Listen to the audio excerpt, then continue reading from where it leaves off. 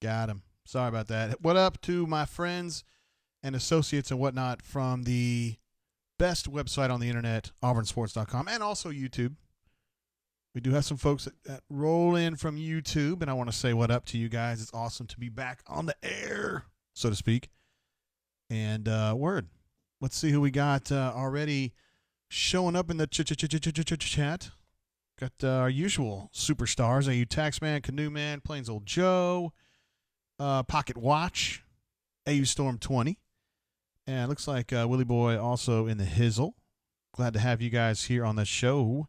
I was talking with someone recently. I'm not exactly sure who it was, about our YouTube alerts not working correctly. And I think that's true. I just don't know why. And so sometimes, like, the numbers look small. Like, it looks like we don't have a lot of people on the show, but we do. I don't. It's strange. I don't know.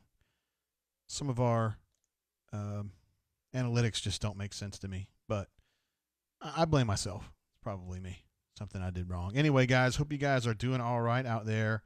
Man, these are crazy times we're living in. Everybody says that. And it doesn't really make it any easier, but you know how it goes. I'm not here to talk about that too much, though, because I'm not an epidemiologist, but I am here to talk about this Four Roses single barrel I got here. If you guys could see that. I got a hold of this the other day. They are selling bourbon at my watering hole. You cannot go in there and hang out and congregate as we normally do, but they are selling bourbon and other spirits and growlers. They'll fill up your growler if you have a growler. I picked up this Four Roses single barrel to support the cause. And as you can see, I've already had a little sipsy sip. That was not today, though. That was like, I don't know, like a few days ago. So, first pour, guys. I do love a little bit of bourbon. I love the Four Roses. I pretty much like everything Four Roses does. It's super, super good. And yeah, that's the deal. I'm going to go ahead and leave the upcoming schedule up just a little bit longer because it's still March, and you guys know I'm a basketball guy, and I was really looking forward to another great March full of Auburn basketball and wins and people saying they didn't think Auburn was good, and then Auburn beating them, and then you know how it goes. I still think they were going to get theirs in the tournaments. Not saying they were going to go as far as they were last year, but they were going to make some people unhappy. And I don't know. I mean, I've just been watching this thing unfold since BP got here, and you start off with, you know, KC Ross Miller, and then you got Sim Bowers, and you got Antoine, and you know, you kind of build from there. Then you get Horace in, you get Mustafa in, and all of a sudden it's just kind of and they got really good. And I love this roster. I love this team. I thought they were going to get somewhere, and you guys know the rest. I saw today BP was doing like a little chat with I don't remember, it was one of the on campus. It was like the library or the something or other. I don't know. I thought he was great, man. It was like perfect BP, you know, just kind of up tempo, talking about the good stuff that's been going on and how you need to stay optimistic and all that. You know, that's where BP comes in handy. And I think a lot of folks, he just speaks in a way that really people just really get it, you know. Let's see what else we got here. Captain Eagle Flygood says Four Roses single barrel is the best value in the 40 to 50 range. Interesting. I think I paid a little bit more for this one, but I don't mind at all supporting my local watering hole if it helps. AU Storm notes TJ Lang. Yes, TJ. Really like TJ too. A kid out of Mobile that they snatched away from Virginia Tech. Golly, that's probably been, 5 years ago now? Something like that. Really like TJ. It didn't quite work out, but he's a good player. And he's a good dude. He is. I like him.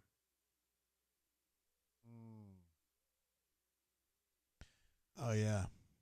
Four Roses. I think that's Bardstown. Nope, Lawrenceburg. Lawrenceburg's about 30 miles up the road from Bardstown. If you guys have been up that way. Am I loud enough? I think I am. I can make myself a little louder, need be. Plains Old Joe says, I think 45 is what I gave. All right. So, yeah. Crazy to think that was 5 years ago, yeah. That TJ, was coming along and you were like, oh, TJ Lane's going to be a spot up shooter. And he did some of that. He certainly did some of that. No doubt about it. Let's see what else we got going on in the world. Raven says, good evening, JG. Sorry I missed the last show, but he's back tonight. Glad to have you. Been with us for a while, you have. And it's awesome to see you here, sir. Sterling says, first time since football season. War Damn Eagle, JG. Appreciate you, Sterling, being here. Power Man in the his. Saying, what's everyone doing? That's one way to put it. I like that. Sounds like something a cop would say, like he busts a party at a hotel. What's everyone doing here? Sir, it wasn't my Meisterbrow, it was his. I actually once drank Meisterbrow in a hotel room. I was working at Red Lobster years and years ago, and after work we had a party at a hotel, and I drank Meisterbrow, and you know how you can do that thing where you puncture the bottom and then you pop the top? Yeah, Meisterbrow, guys. Do they even sell that anymore? I hope they don't. Plains Old Joe says $60 is his max. I think that's a fair number, I think. You should be able to get some really quality bourbon for $60. Because I know some that you can get. I mean, really, Blanton's is $60. Sterling with the first super chat of the night. I'm like Max Headroom tonight. Appreciate you being here on this one, Sterling. I know we don't have football for you, but I think we will before too long. I think we're going to have some football, some real football to start talking about. My hope is that they're going to be able to have some kind of an abbreviated practice period in June or July, and then just kind of use that to kind of launch right into practice in August. That is my hope. Obviously, I'm in some group chats with various sports writers that I've met along the way who are friends of mine, and they have different opinions on what they think is going to happen and stuff, but I think it's going to go. You guys know how I feel about that. We also got a super chat coming in from Love the Cats, also known as Hornatius, on the bunker. Hornatius was taking on all comers today earlier. I forgot exactly what it was. It was something about coronavirus or an offshoot of that topic, but I don't remember what it was. And you got somebody caught really good on it. Oh, I know what it was. You said that as long as we're closed down, right, or whatever, shelter in place, that's how long the Congress people who make the decision to shelter in place have to be without their money. I thought it was an interesting idea. And some people got upset about it, as they do on the bunker, as they've been known to do. Anyway, thank you very much for the super chat, sir, and also Sterling. AU Taxman says, Jay, tell me you were smuggling those Cheddar Bay biscuits home. Of course, man. Absolutely. So I was working at Red Lobster the summer of 91, summer of 91, Tulsa, Oklahoma, right by Woodland Hills Mall. And I was a busser to start with. I had just finished my freshman year of college, and I worked in the back with a dishwasher named Acela and a washer, like the head washer was Julio, and the guy who made the biscuits was Juan. And I learned a little bit of Espanol, speaking with them, and Juan definitely was cool with the biscuits. Anytime I needed a few, he would always save a few for me. He was a really cool guy. So anyway, there you go. That's my big Red Lobster story. And to this day, I am very much not wanting to go to Red Lobster. Like sometimes my mom be like, Mom, it's your birthday. Where would you like to go? And she's like, I really want to go is Red Lobster. And I'm looking, don't say Red Lobster. Please don't say Red Lobster. And then she says Red Lobster. And I mean, come on, it's your mom. You got to go. So I go and I just try to forget, Oh, yeah. Raven says, my father-in-law told me that bourbon prevents coronavirus. Don't know if it's true, but it couldn't hurt. It's certainly not going to hurt things, right? I mean, I doubt coronavirus would like to be sitting in the middle of alcohol. Probably doesn't like that. So, I mean, it's not going to hurt. I don't know how I feel about this whole situation. I talked on the Greatest Pod in the South the other day that I did with Neil and Gabriel. which is in podcast form, and also we streamed it live. So it's on our channel as well, video channel. And I said that I was about 8 out of 10 scared. I'm probably a little bit less than that now, and I don't really think I'm affected by media hype. I don't really. I watch Fox News and I watch MSNBC and I watch CNN, and I just try to. I feel like I've been doing this long enough where I can kind of feel the biases as they're happening. I don't really feel like the media really gets me sensationalized. I just don't like seeing the numbers escalate the way they are. But I'm doing what I can. I stay in the house pretty much. I go out and I exercise by myself. And that's it. So, hey, you Taxman says best weather day of the year. Yeah, here in Montgomery it was 80, 81, 82, sunny. Mostly sunny after about 10 o'clock in the morning. It was a beautiful day out there. Running up and down the soccer fields I was until I got kicked off. And they told me, the Y's closed. Like, I'm the only human being out here on these 4 acres. Come on, man. I'm not hurting anybody. And so how'd I go? Chris P. in the house says, what's up, fellas? Word to you, Chris P. Glad to have you as part of the show. Sterling wants to know who's going to win the Bunker's worst poster. I saw some very tough bracket. The bracket was tough. There were some folks going at it the other day that I don't know how you guys pick between some of these folks. I feel like if you're just eyeballing it without like looking at the actual bracket, it's really hard to beat Rice or DM8. I mean, DM8 has been so incredibly annoying the past 2 weeks. I mean, it's been 2 weeks of just Hall of Fame assness. And I mean, I'm all right with DM8, and obviously I don't necessarily see eye to eye with him politically. I'm not going to sit there and rag on him about it, but he really likes to play that game, and it's off-putting. That's how I feel about it. It's like he and Stump are like, basically, this is going to be the Black Plague and we're all going to die, and you guys are idiots for not believing that right now. And it's like, no, I don't think this is the Black Plague, and no, I don't think we're all going to die. And it's like, you're an idiot. To me, that puts them in a special category of the Bunker's worst poster. But, we had a little breakdown late last week, I believe, where I said something about President Trump that was taken the wrong way. I referred to him as our president.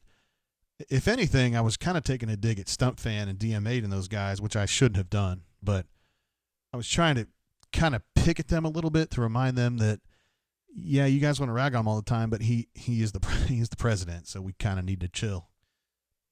It went the wrong way. Tiger Catch and a few other people got really upset about it, and we kind of had to talk it out. Tiger Catch said he was leaving, but he's not leaving. I feel like we worked it out through direct messaging. We love Tiger Catch.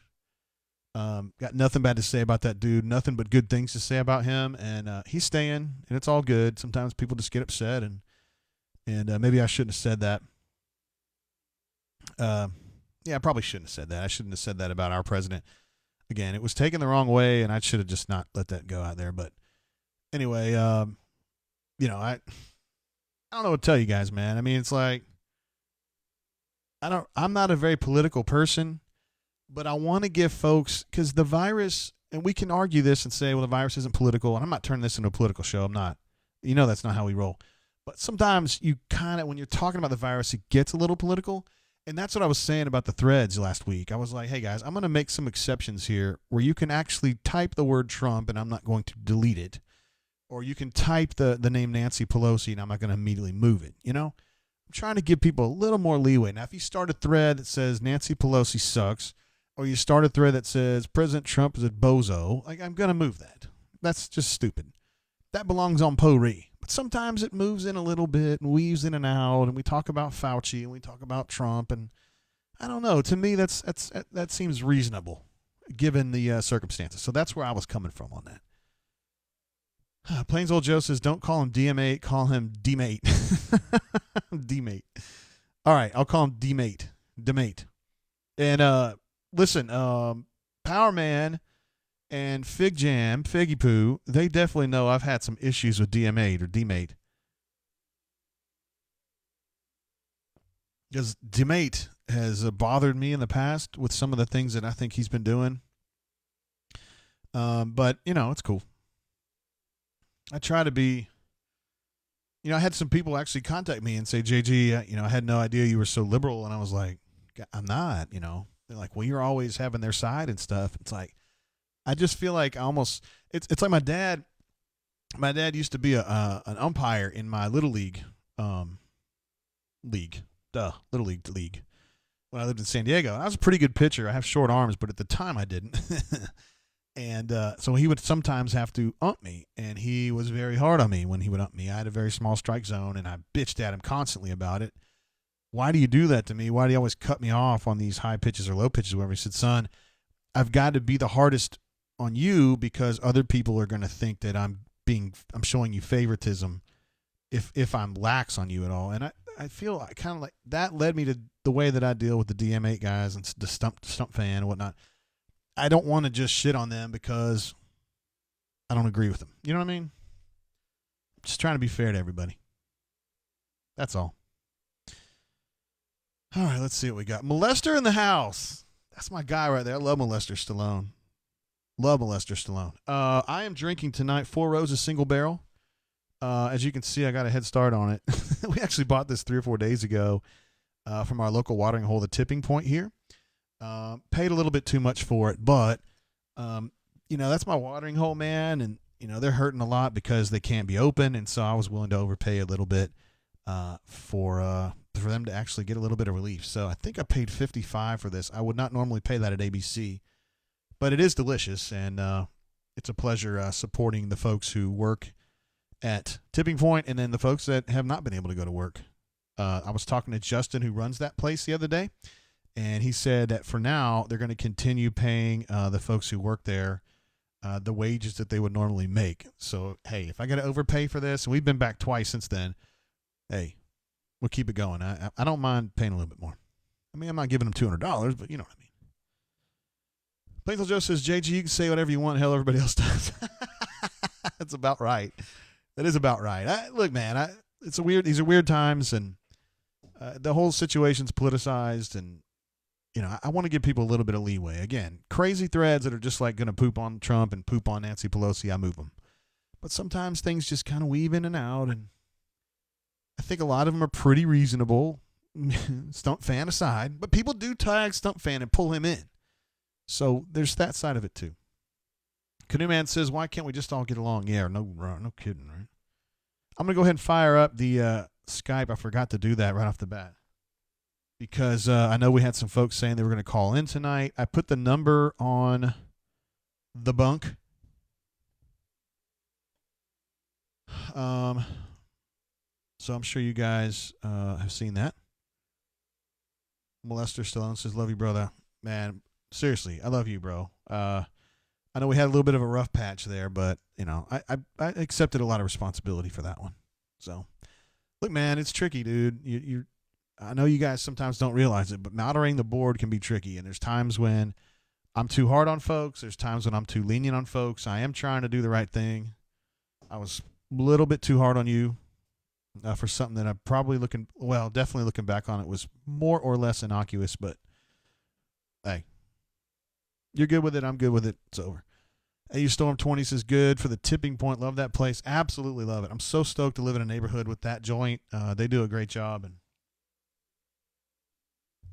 I've talked to Justin and Sam about doing a show over there. Just, we could set up and do it, but their Wi-Fi is terrible. I don't even know if they have a hard line over there, but I need some bandwidth to do the show. So that's something we're going to take a look at this summer and try to get that thing going. Hell, I would just do that for free to help them if it would help. I'm not sure it would, but if it did. AU Taxman says, already had 3 restaurants close in Birmingham. Oh, man, I hate to hear that. Are they good? Were they good? I bet they were. We've eaten out a good amount, like takeout, and we're just trying to do what we can to help. And I always tip, full 20%, 25%, just to see if, hopefully that can help a little bit. That's an entire industry that has just been absolutely pummeled, man. Sterling says, if I don't get a haircut soon, my wife may leave me. Any Rex? Yeah, I'm probably not the guy to talk to about that, am I? I'm not going to be able to get my hair done for a minute. and my wife is dying to get a hold of this and cut it all off.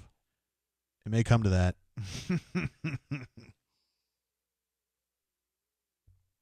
AU Taxman says Mile End, Brio, and Babalu? I've not heard of them, but I'm not very cultured when it comes to Birmingham situations. Yeah. It makes me sick to my stomach. Let's see. Ravin says, what happened to the new intern interviews? Is that still a thing? Yeah, so I communicated with Maddie, the intern, about a week ago, and she was kind of asking, hey, what's going on? And I was like, I don't know how to answer that because, I had things I wanted her to be doing right now, and there's no sports. So hopefully this summer we'll have an opportunity to have some sports or at least things to talk about.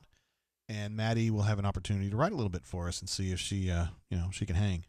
I think she can, but I really enjoyed interviewing her. And then I had B-Matt interview her, and he liked her as well. So hopefully we'll be able to get some sports going and get her involved. We're also neither in Birmingham. Well, damn. I feel like I'm getting misled. Yeah, telling you a little bit about Nate. Nate is about to graduate, and Nate is out looking for jobs, you guys. And, I've certainly told him he's got a home here, and he does have a home here. But, yeah, we may end up getting into a little bit of a bidding war to try to keep Nate, huh? I thought we were in good shape considering we're in the middle of a pandemic and on the verge of a major either depression or recession, which does have an opportunity or the potential to really pick right back up if we're able to get things going, let's say in late April or May.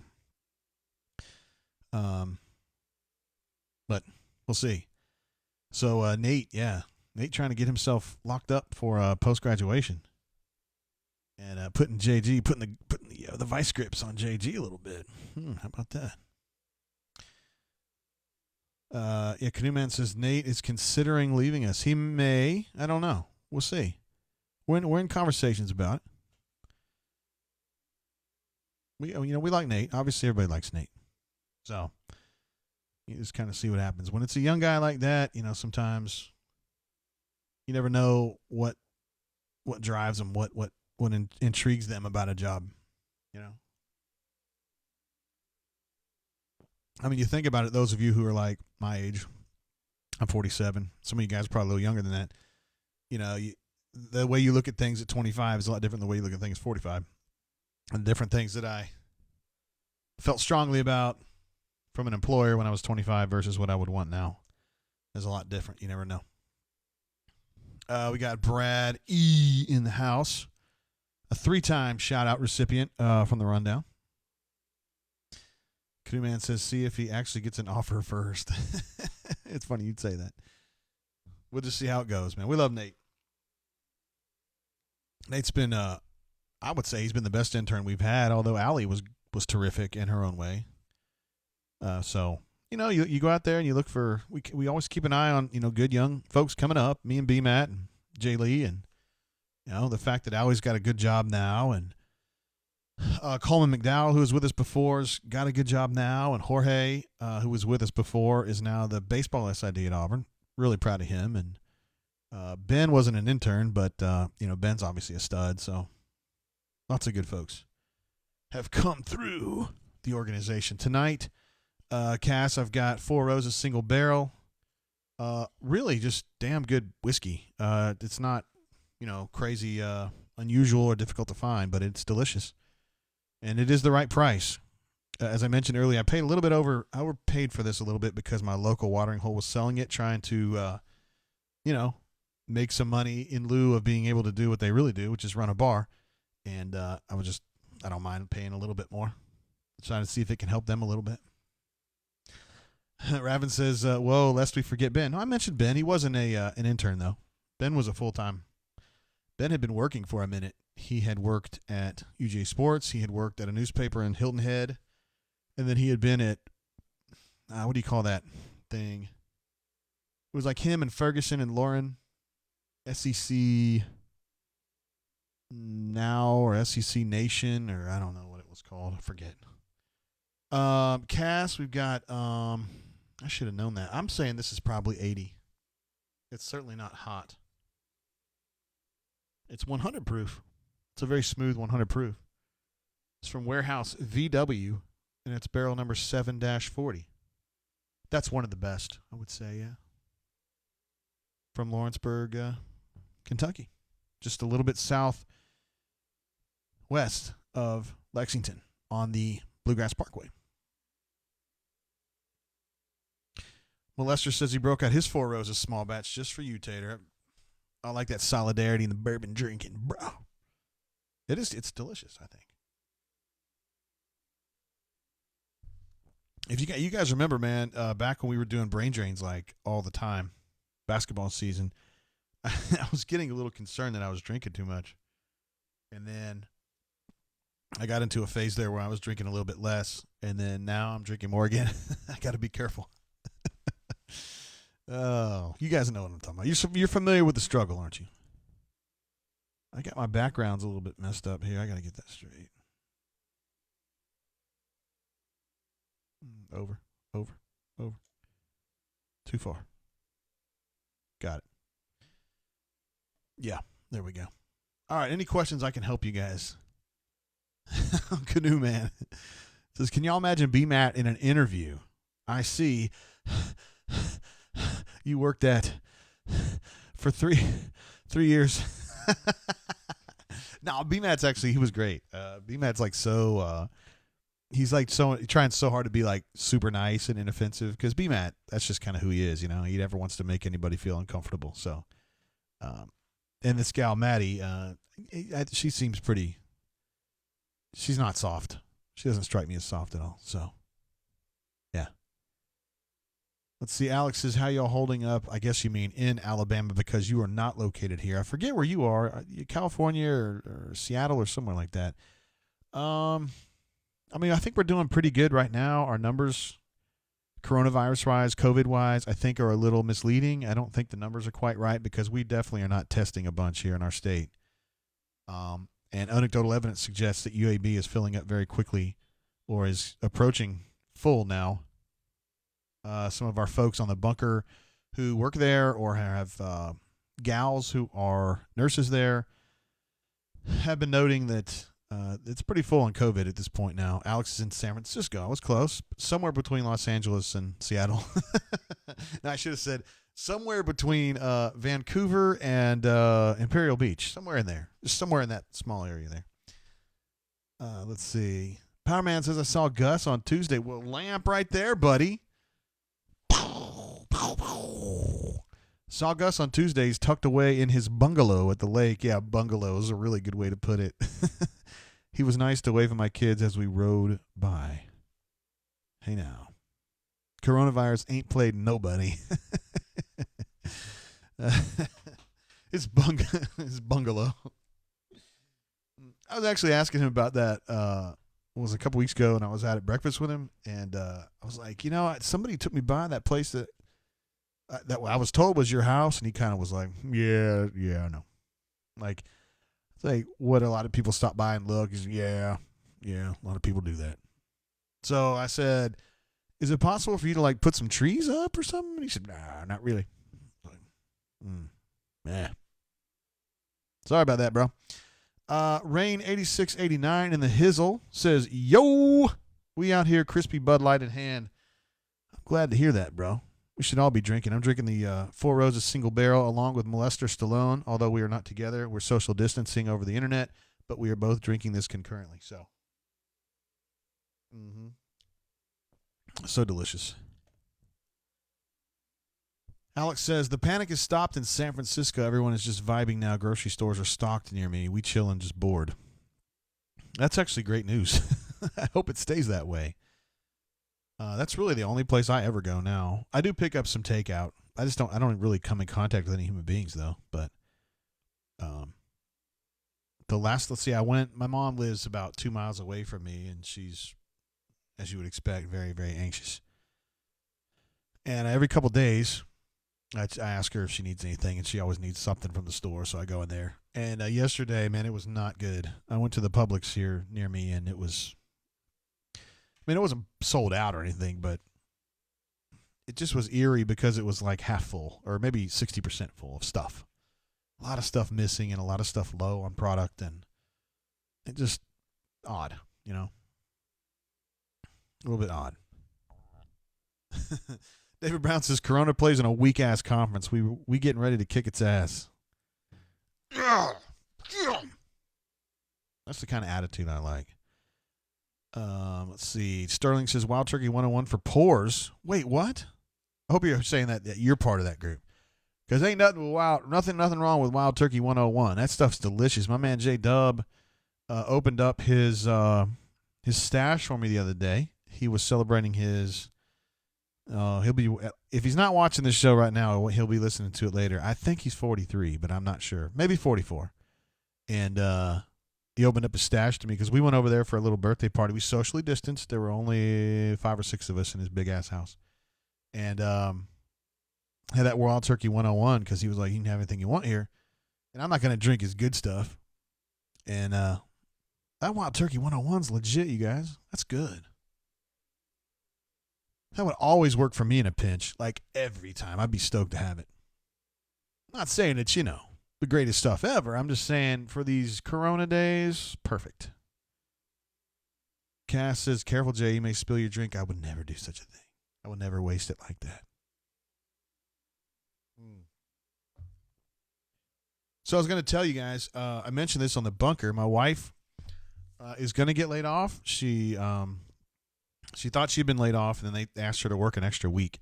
So she runs a child care center here in town, and obviously that's not a very good business to be in right now because the governor essentially shut them all down. The only way you can stay open as a child care center is if you are caring directly for first responders, which she does a few, but not a bunch. We got a call coming in. I definitely want to take this, so let's do it.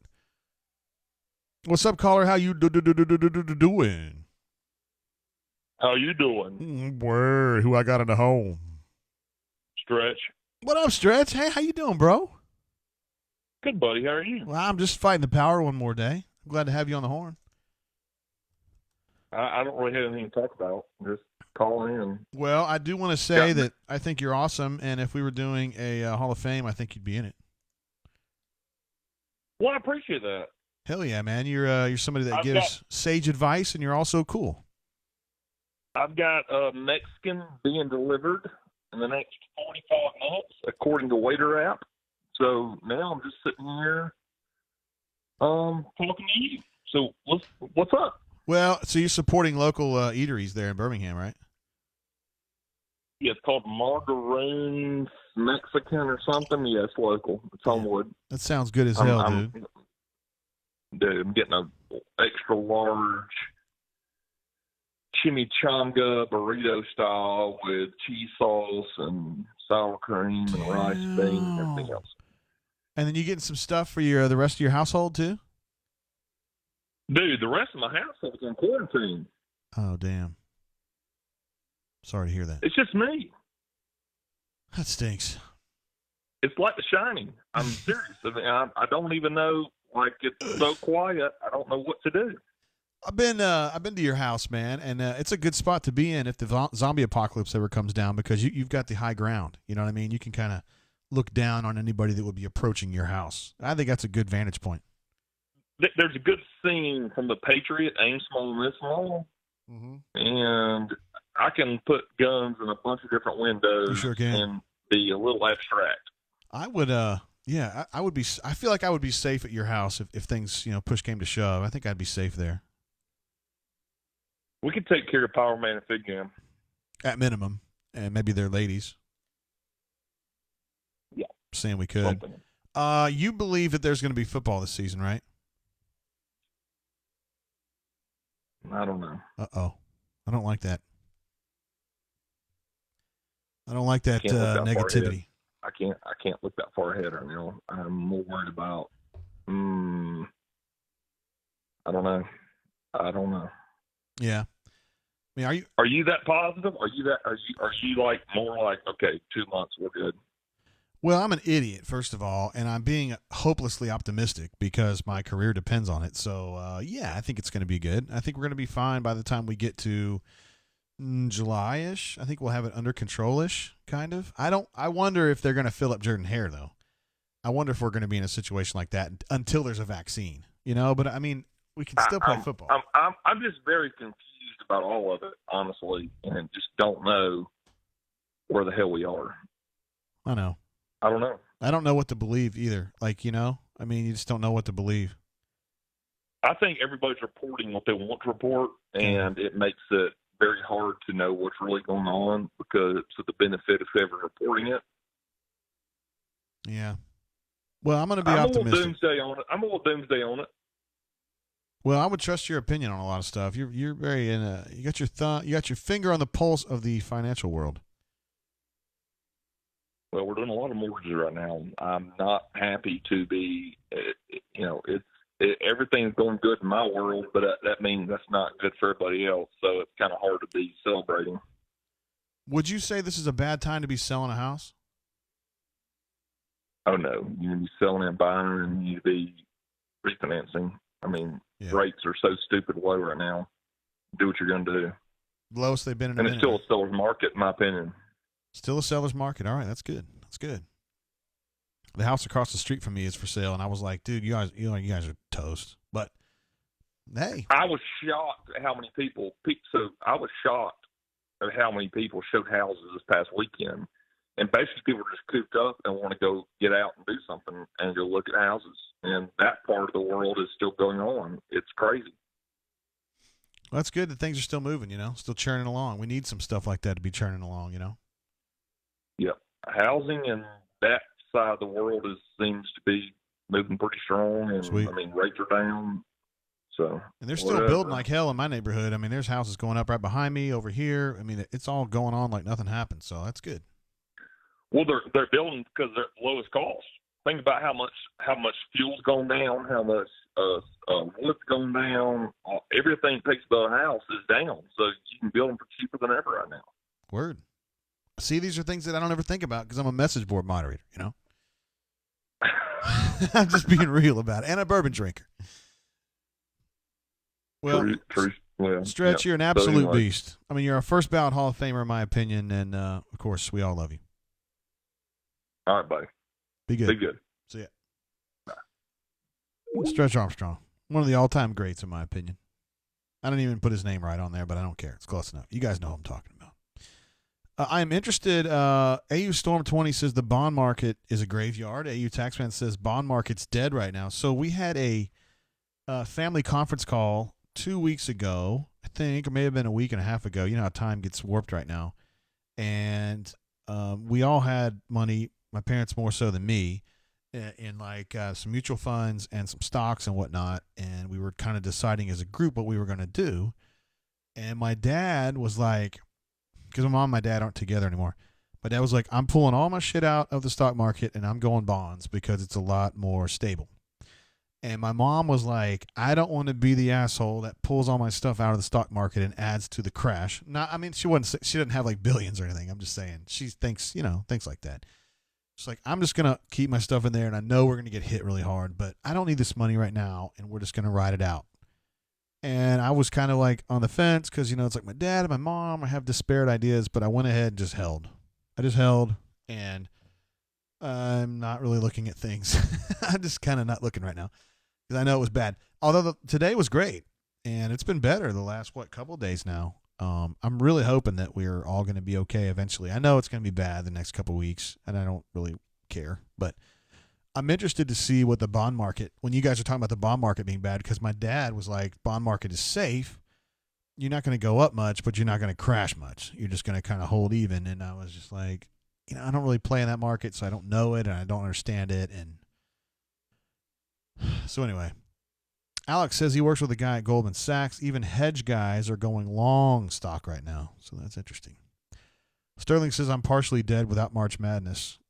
I'm going to tell you guys this.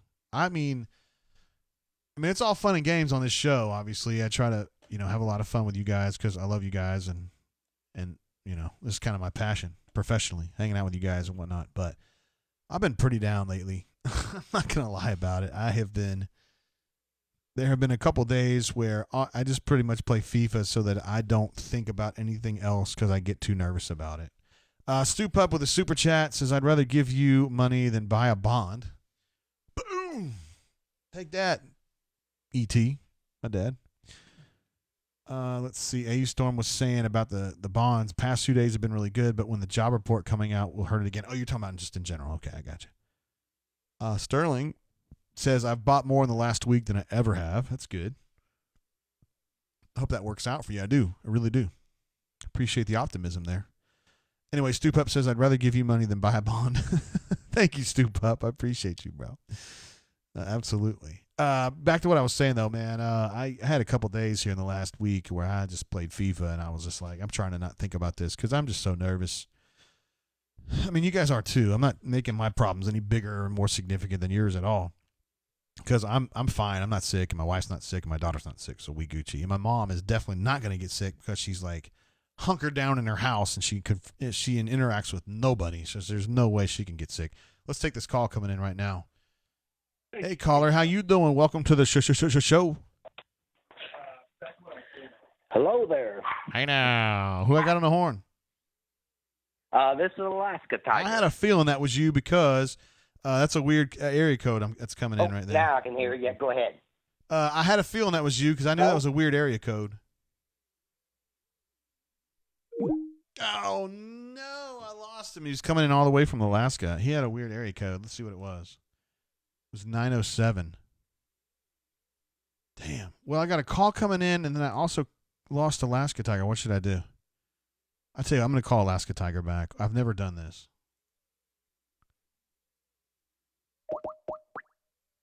I'm going to call Alaska Tiger back. I've never done this, but I hate losing him. Hello? Hey, Alaska Tiger, it's JG. Yeah, hey, how are you? What up, bro? Having a hard time hearing you, but I can hear you now. I'm sorry to call you back, but I hated to lose you, man. You had such a weird area code. I knew it was not somebody. a problem. So what is going on in Alaska, bro? Probably just like anything else, everywhere else. So I was just listening to your show, and actually the first thing I thought about, you mentioned being down or bummed or whatever. And I would say, hey, keep it up because people from, outside of Alabama definitely enjoy, Auburn, dot rivals just to stay in touch with what's happening down on the plains. Yeah, I appreciate you, man. I know you're from a long way away, but we're glad to be there for you, brother. Okay. Do you think there's going to be football this year? Not too much different. We have things shut down. And oh, yeah? Yeah, the stores are all out of toilet paper for some strange reason, but luckily we have plenty at our house, so we just have to sit around and kind of wait for the economy to get back going again. I've got plenty myself, so I'm good. Good. Are people behaving themselves up there, Alaska Tiger? Pretty much so, yeah. Yeah, I think they're behaving themselves, although there was, like 2 weeks ago, a run on the stores on the toilet paper for some strange reason. But no, people are behaving themselves. Now the governor is basically shut down tons and tons of businesses. The schools, they kind of teach from home. So the schools are technically open from online stuff, but a lot of businesses are shut down. Yeah. For supposedly 2 weeks. Let me ask you this. So do you think there's going to be a football season? Well, I would think so because we're looking at the summertime and, this is the flu. Definitely it's a different strain. It's a hard flu, which we've seen over the years, and few years have been worse than others, but I would think we would be able to get back on track by then. I hope by so. Football season, yes. Hell yeah, absolutely. How did you end up in Alaska, man? That's a long way from down this way. Well, my folks lived there before I was born, and I saw a good business opportunity up here, and we moved up in 96, so we've been here a little over 20 years now. Damn, okay. And do you get used to it up there? I mean, obviously it's cold as hell, and you get some weird. You don't get a lot of sunlight sometimes. Other times you get way too much sunlight. You just kind of used to that now. Yeah, you get used to that. It's really a dry cold. Actually, it's about 34 right now, short sleeve weather. It's not bad. The Alabama 50 degrees and wet and damp and whatnot. That's just as miserable. Yeah. I mean, does it ever get hot there? Even in the peak of the summer, is it close to hot? Actually, it does, because most houses, we don't have air conditioning. But when it comes June, July, and the sun's up and comes through the window, just like a car, it can get pretty hot in the house. Yeah, okay. Up until around 2 or 3 in the morning, and it kind of cools off a little bit, but that's only for about a month or two. And at those peak times, you've got sunlight most of the day, right? Yes. Yeah, yes. That sucks, man. I would not like to live like that. They would confuse my body. You get used to it, so. Yeah. It's a dry cold, like you said.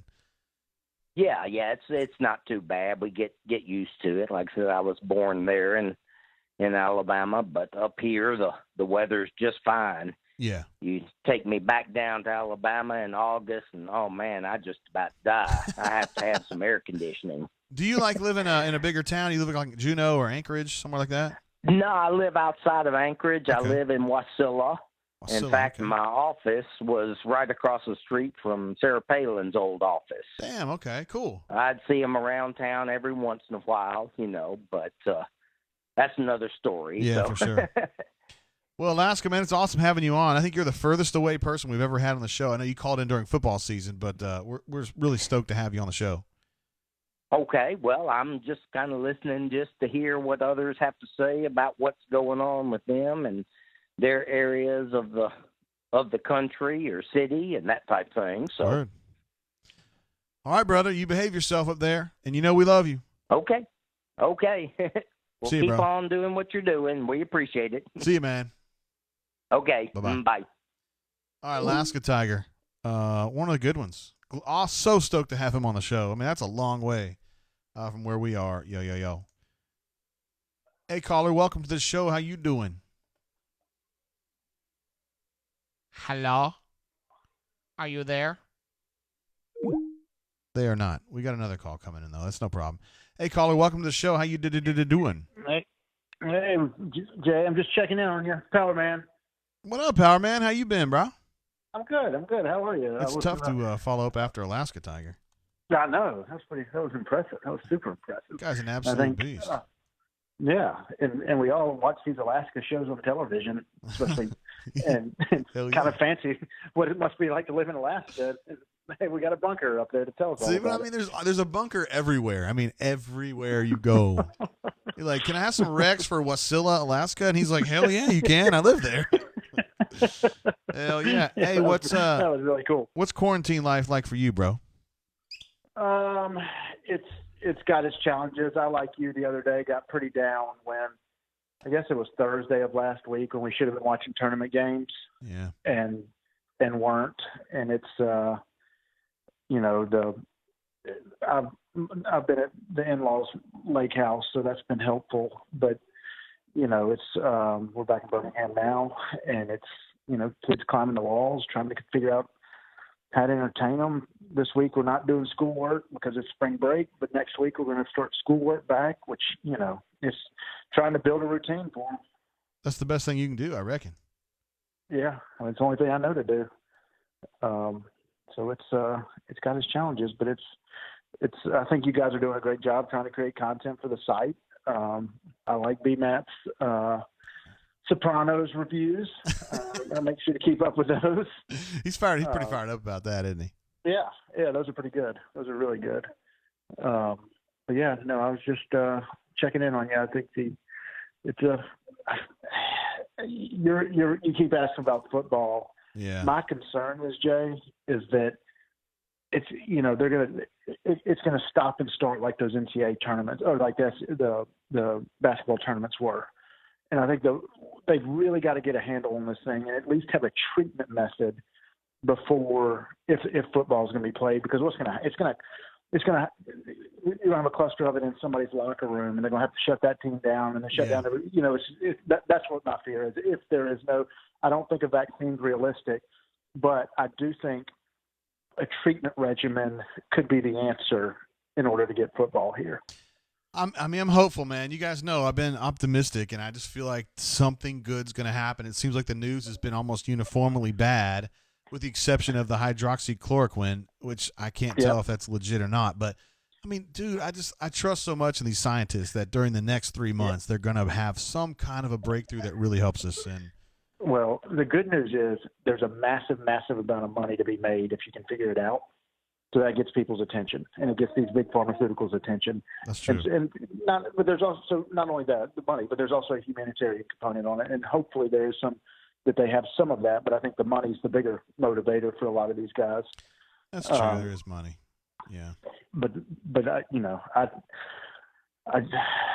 it would be a long, long fall without football. Yeah, I mean, March Madness got me down because that's just been part of my life since I grew up. You know, my parents were Louisville people, and then I went to Kentucky, and it's just been a big part of my life. And to not have it is just – I didn't expect for it to be such the problem that it was. But, man, it really has me down. And there's other things that have me down, too. My wife got laid off, which really sucks, but everybody's dealing with this stuff, too. So, I don't know. I kind of look up to you and Fig Jam, man. You guys are always super practical and pragmatic about things. So, Figgy, we were in Camet's thread early on reading all that stuff. So we were at the hunting camp in January when Figgy ordered some N95 masks, and he actually donated them to a UAB doctor, or gave them to a UAB doctor the other day. Thank goodness. But I thought it was coming. That's the interesting thing, just from watching all those threads. It's because of Rivals and because of your site, I've kind of figured this was coming. And I told my wife and the kids, like, be prepared the week before, week of, and week after of spring break. And I think I told them that, February, March, early March timeframe, because I just figured it was coming. So it hasn't been as shocking to me, but it's no less, doesn't make it any easier for sure. Yeah. I do get down, man. I get down sometimes. I don't know. I have a degree in psychology. I have 2 degrees in psychology, in fact, and I just get bothered by it. And I kind of know the tricks to kind of perk me up and what I'm falling into and stuff, but it still gets me down, man, because I know there's a lot of people suffering out there, and I know nobody really has control of it. I think we have a way to kind of avoid it a little bit, but it's going to be a while before we control it, and it just scares me. I don't know. That's it. Totally agree. I was driving in today, and I live over by Stretch, and everybody's out walking dogs and all that kind of stuff, and it's so odd to see people talking, standing about 6-8 feet away from each other. Just you can tell there's a conscious effort to socialize, but be away from each other. It's weird, and I don't think we're going to come out of this, and the world is going to be a really, really different place. That's what's going to be interesting. And it may not be worse. It may be better. No. I'll be okay not shaking people's hands. I'll be fine with that. But maybe we appreciate each other more, and maybe there's more of a sense of community afterward. I don't know. But I totally agree. Possible. So I took out dinner tonight from Local 39, a little place over here in Homewood. That's owned just started by a great family, and they work hard at it and kind of drew on a really bad kind of stroke of luck with this timing thing, but they're the community supporting them, and I think a lot of the little restaurants around here. So, hi, man. Well, enjoy your show. Appreciate all you do, and we'll talk to you soon. You're a beast, Power Man. Appreciate you calling in, bro. Yeah, man. See ya. Absolute beast, Power Man. Good people. Absolutely awesome people. I don't know why, but my browser window was on earlier. I guess I clicked the wrong window. I had Jimmy the Rev right there. And Raven asked about that. There's this ridiculous drum roll that he does in this song. I got to find that window to fire it up for you. It's absolutely – this is the most ridiculous roll I've ever seen. But I can't find that daggone window. J.A., where is it? I don't know where it is. I don't know if you guys are into, like, hard rock like I am. Oh, here it is. You got to watch this roll he does. Y'all can't hear the music, though. I couldn't figure out how to do the – Look at this. Look at this roll right here. Hold on.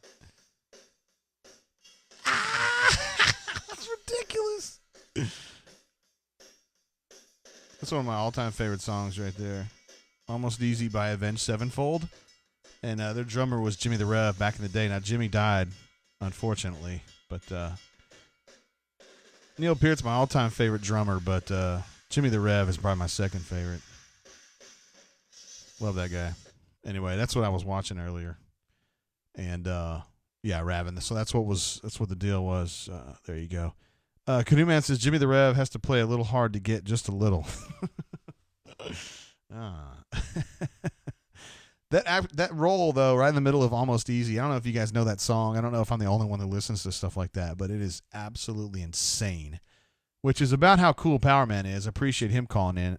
And did you notice he said, by the way, that he is getting takeout from a restaurant that opened fairly recently. That is an absolute baller move. So, yeah. Total baller. The biggest baller. I've missed a bunch of stuff in the chat. I do want to give AU Storm 20. Appreciate you very much for the shout out, bro. He says, I have been down 2. Hang in there, JG. Thanks for doing this. You bet, man. AU Storm, appreciate you so much. A caller, obviously, someone who's called in, and someone who's on the show, on the chat a lot. Sterling says, super chat for some of that TP, JGT. I do have a little bit here. Hey, caller, how you doing? Welcome to the show. What up, JG? Word, who I got on the home? Flying around. Hey, what up, man? How you been? Just enjoying the show, enjoying the bunker. You know, we're always glad to have you on the horn. You were calling in a bunch during football season. You were absolutely a beast on the line during football season. Yeah, I'm thinking about changing my handle. You know, I know you. I tried to do it on Gus's, famous sayings. Oh, you're flying around out there. I know he hasn't done it in a while, though, right? Well, we haven't had a chance to talk to him much lately, have we? Well, I mean, he hasn't. There was one year where he was just saying flying around. I don't know how many times, but yeah, yeah, you do it best. I love when you do. We're out there flying around. And you start doing it. Christy says she loves when we're out there flying around. So yeah, I might have to change that if he's not going to do it anymore. But anyways, how you been, brother? Yeah, what's been going on with you? I'm on a 2-week shutdown. Where you at? I work at Mercedes. Word in West Vance? That's right. Oh, yeah. This is tough for you, too, right? Yeah, it's, I'm what you call a working horse. So this, being off this long, which I was supposed to be off this week, actually, for spring break. My wife was off work and daughter out of school, and we had made a trip to 30A, and of course we was kind of monitoring what was going on down there. And then once they closed the it's Rosemary Beach, actually, 30A, but once they closed the beaches, or they didn't close the beach, but they closed the community pools, we were just like, yeah.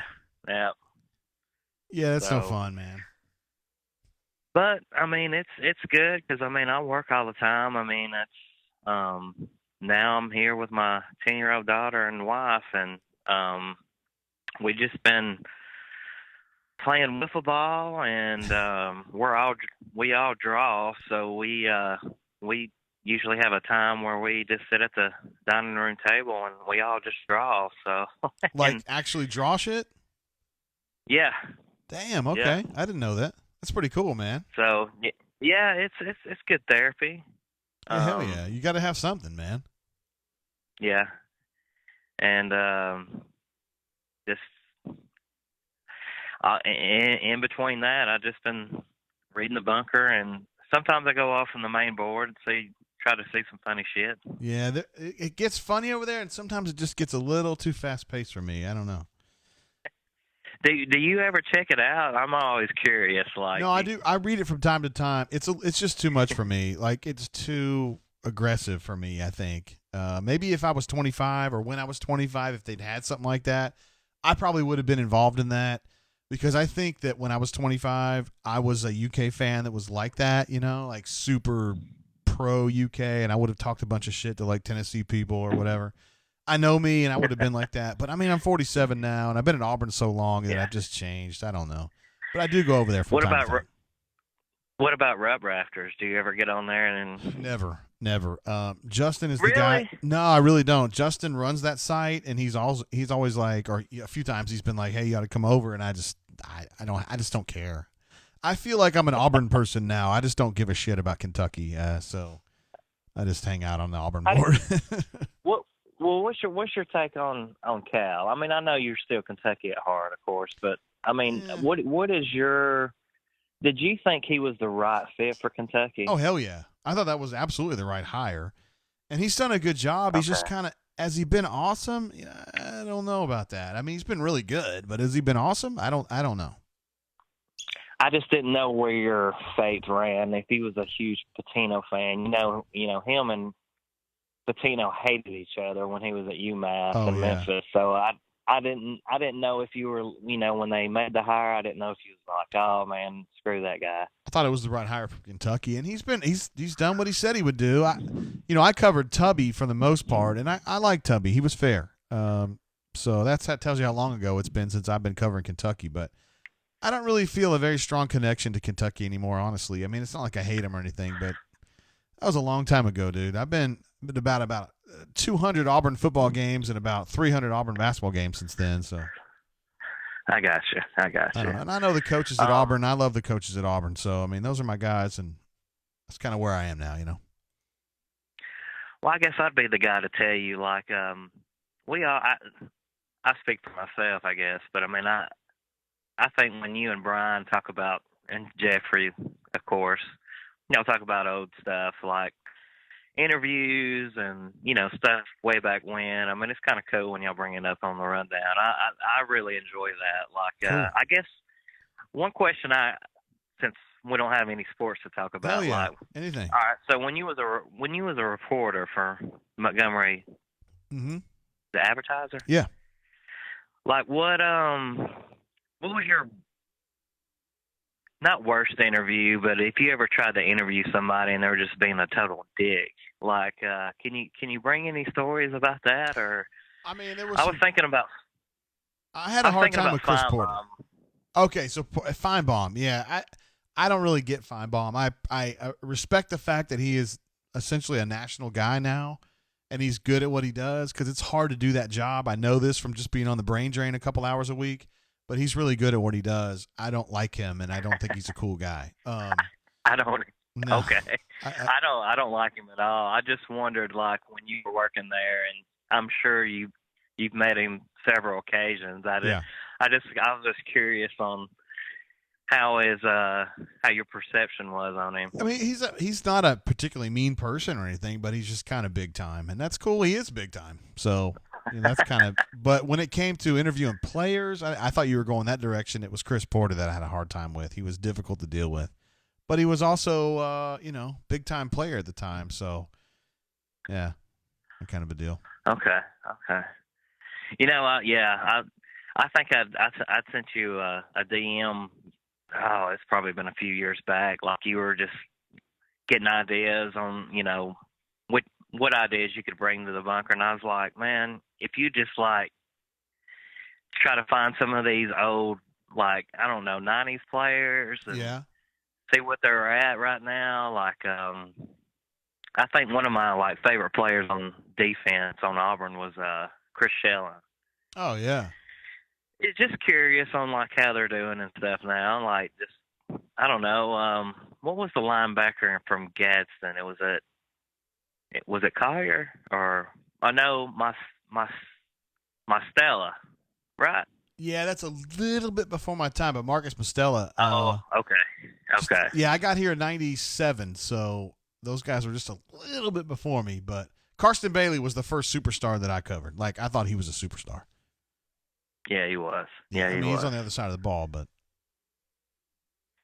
And talking about the housing, let's see, who was you talking? Oh, Stretch, yeah. Have you seen the movie The Big Short? Yeah, oh yeah, absolutely. Okay, it's a good one. Yeah, Christian Bale. Let's see. He played. Was it Michael Bury? Was that his name? I don't know. Okay. Well, he was a hedge fund manager. Anyways, right. he racked up. He racked up on the financial crisis, and there was a piece on him, I think on Yahoo last week, where he made some other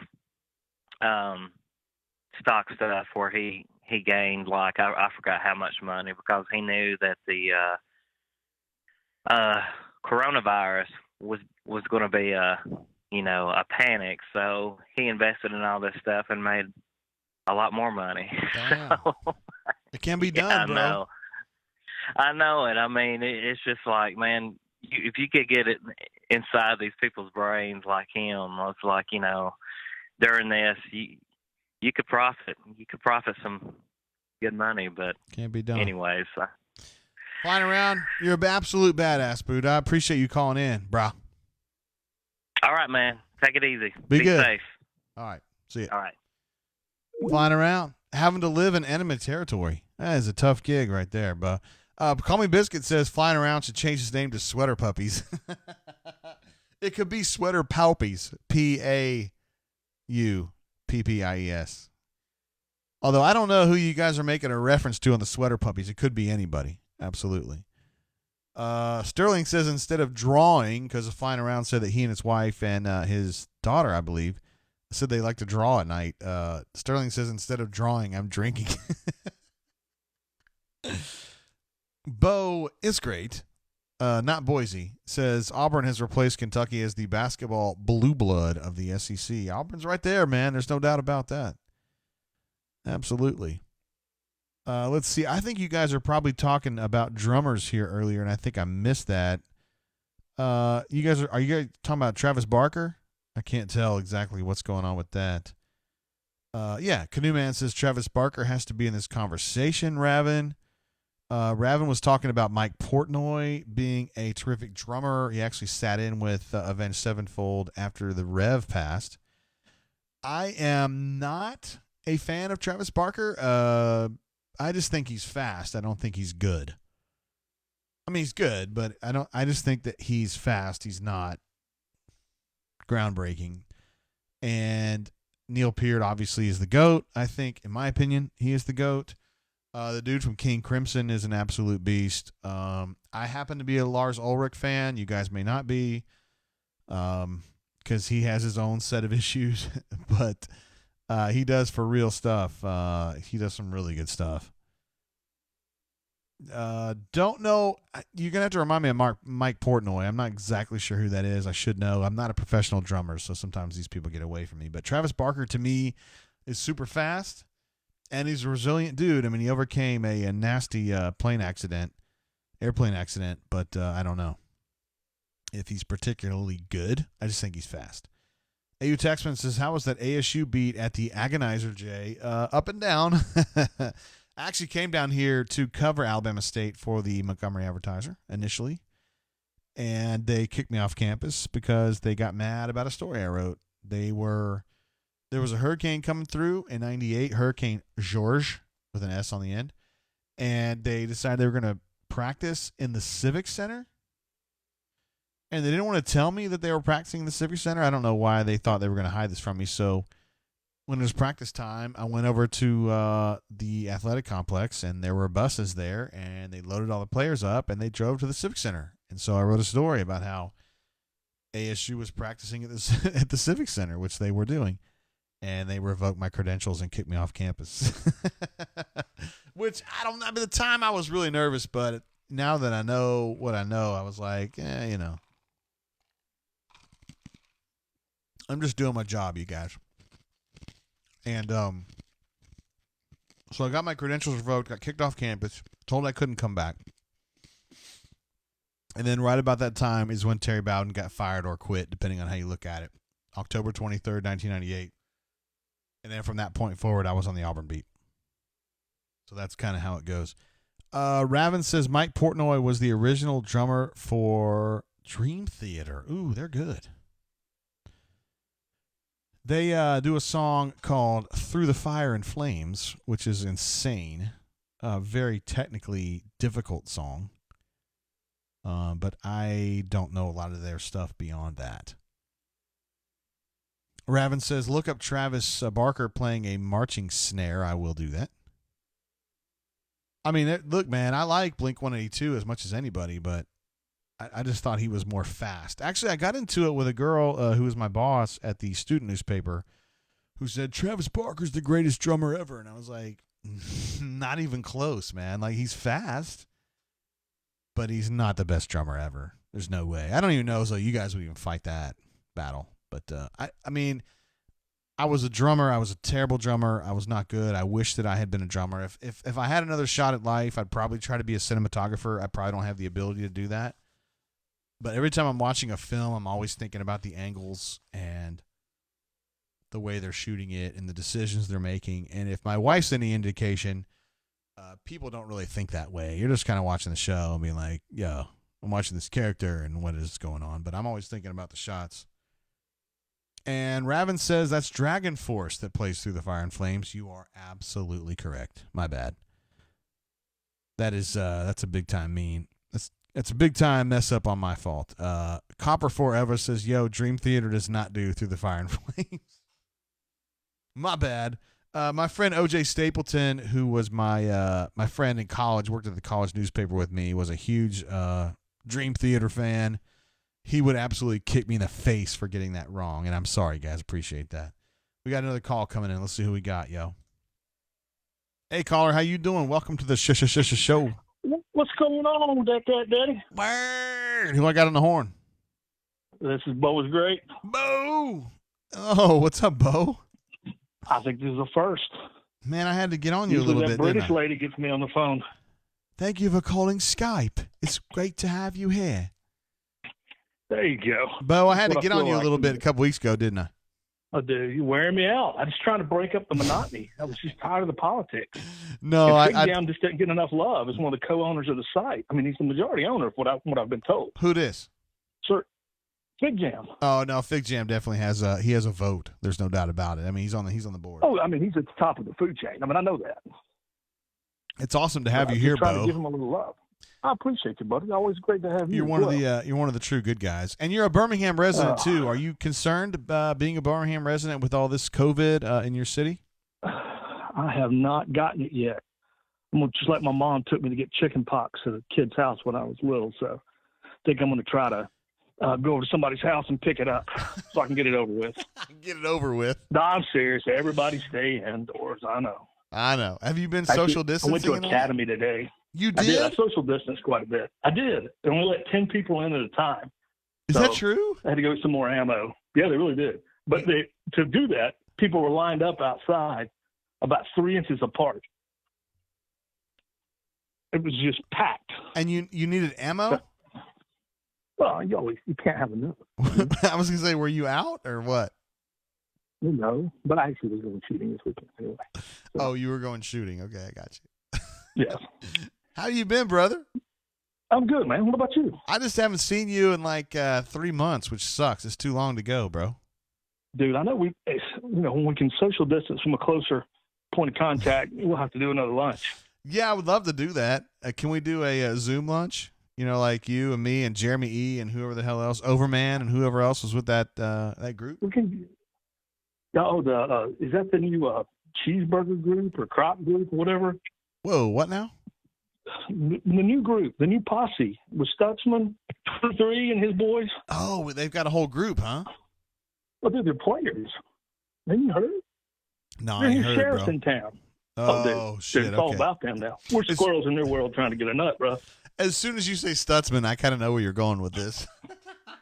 He was, by the way, awesome cat. Love his dog. Ran into him at a couple games. Good dude. No, I don't mean that. Stutzman's absolutely 100% legit. I just don't know if he's an alpha. That's all. I don't know, but, I don't know what happened because, he had a roommate who's on the bunker. A roommate? A roommate. Holy my goodness. WOMB. Oh, a roommate.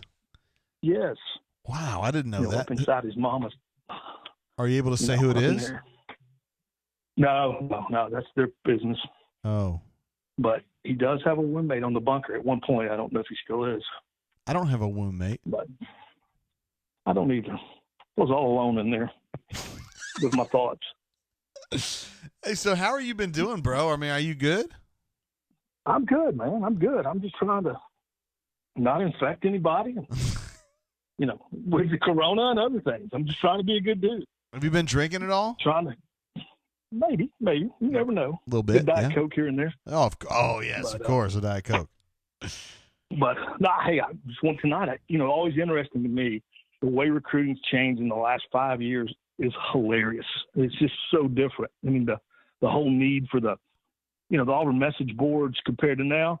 I think it'd be fantastic to do an article one day about the difference between now and just a few years ago, and how you guys evolved and how the site's evolved and how recruiting in general. I think it'd be outstanding.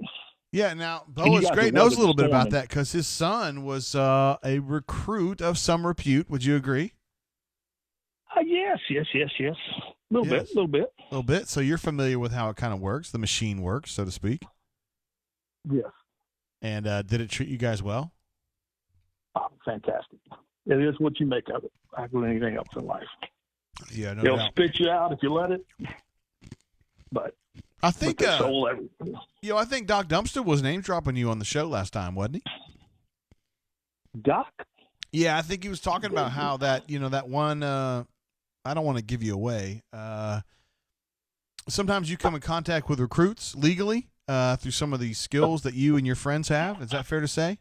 We do a little bit. And he said that Alan Green was like, "Oh damn, Bo was great. What's up, bro?" No. And like, all knew you and everything. Oh, dude, Doc's so funny. Not so funny. But I see this. Alan Green is a fantastic leader. I think so too, we have man. done well. I was very skeptical when we hired him. I kind of give him hell for being tight, though. He gets a little tight sometimes, but he's good. Yeah, he's really good. I don't know that you can't be. I think you have to be in that role. Yeah, that's fair. That's fair. I think we're kind of the opposite before. I mean, I like Jay sometimes, but I get. I don't know that was the role we need, the CEO kind of vibe. I think, yeah. I think Green wants to stay out of the spotlight. He does try to stay out of the spotlight. He wants to make things happen. Sometimes I kind of give him hell about that. I'm like, I think Auburn people need to know you more, and I don't think he agrees with me on that. He kind of tries to work in the shadows. I mean, if we have good products on the courts, on the fields, I think that speaks well of him. We put a football team at that next year that can win 10 games. Everybody will love him. Do you think they're going to play next year? I tell you, I'm beginning to doubt. The more I read, the more I doubt. I mean, I would still say, 60-40 we do. It just depends. We have to see a little bit more time how it works in China. If there's an episode where it pops back up. Yeah. If current trends, the way viruses work, as soon as it cools off, people start getting back together again, this can pop back up. Yeah. So, and we will overplay it. We will go the opposite way and go a little too far. So that's kind of how we do it, isn't it? That is. It's a little. Yeah. But I guess we're the safe and sorry. Who knows? I hope you're wrong, but I know you hope you're wrong too. But it is what it is. I do. This is killing me. I know. I got up the other morning and I watched the 1986 Richmond NASCAR race. Where after the race, Waldrop and Dale got in a fight. And I just assumed they would show the fight. So I watched like 100 laps thinking I'm going to get to see the fight. And they didn't show it. Man, that's like blue ball situation right there, isn't it? Oh, it was. I bumped up against the headboard, but it was ugly. It happens sometimes, bro. It does, man. It does. I told my wife, you can't get coronavirus from me. Don't worry.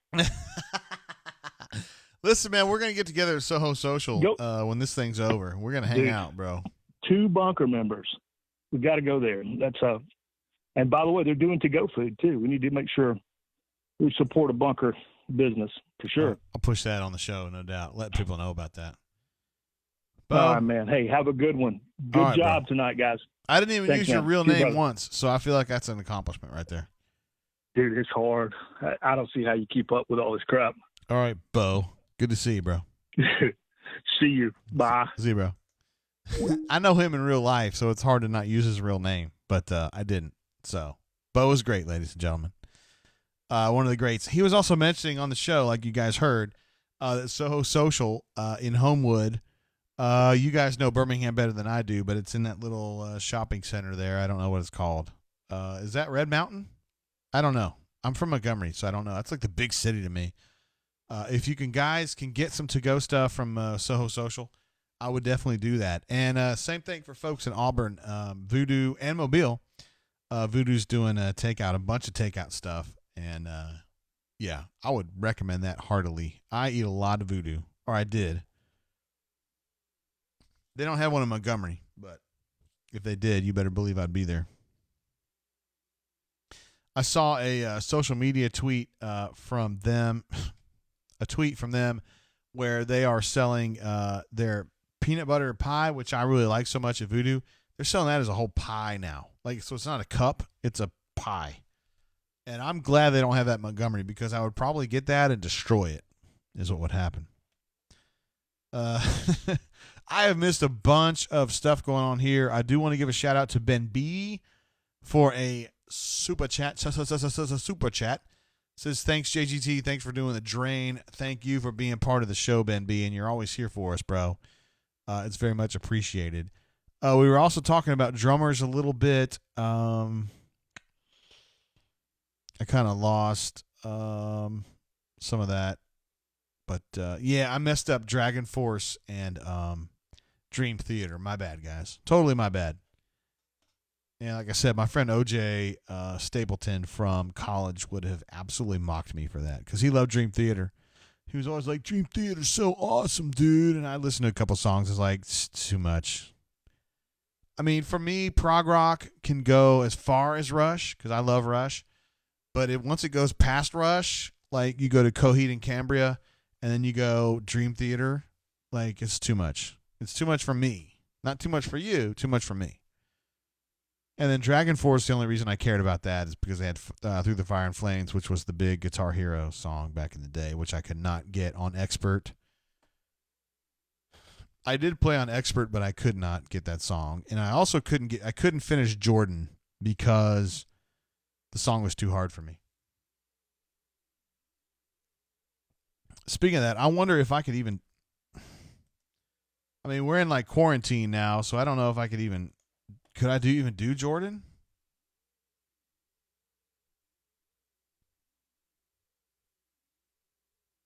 Oh, this is like the actual one.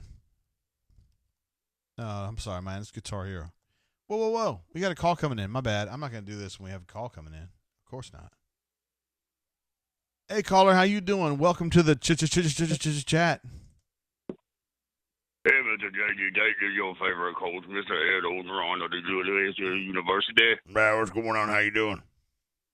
Just checking in on you, making sure you're social distancing with, the coughing and sneezing and Purell and seminal fluids. Well, I like seminal fluids. There's no problem there. I always figured you for the type. No, that's not exactly what I was talking about. It's really a function of where I put it. So how you doing today? Is this Hornatius? This it sure is. Who? Yes. Oh, it is. You tricked me, bugger. What up, bro? Nothing much. How's business going, dude? Man? Not the best it's ever been, but appreciate you asking. I've been peeping your new pad on the Facebook, dude. You got a sweet new house, bro. Man, it's a lot of work.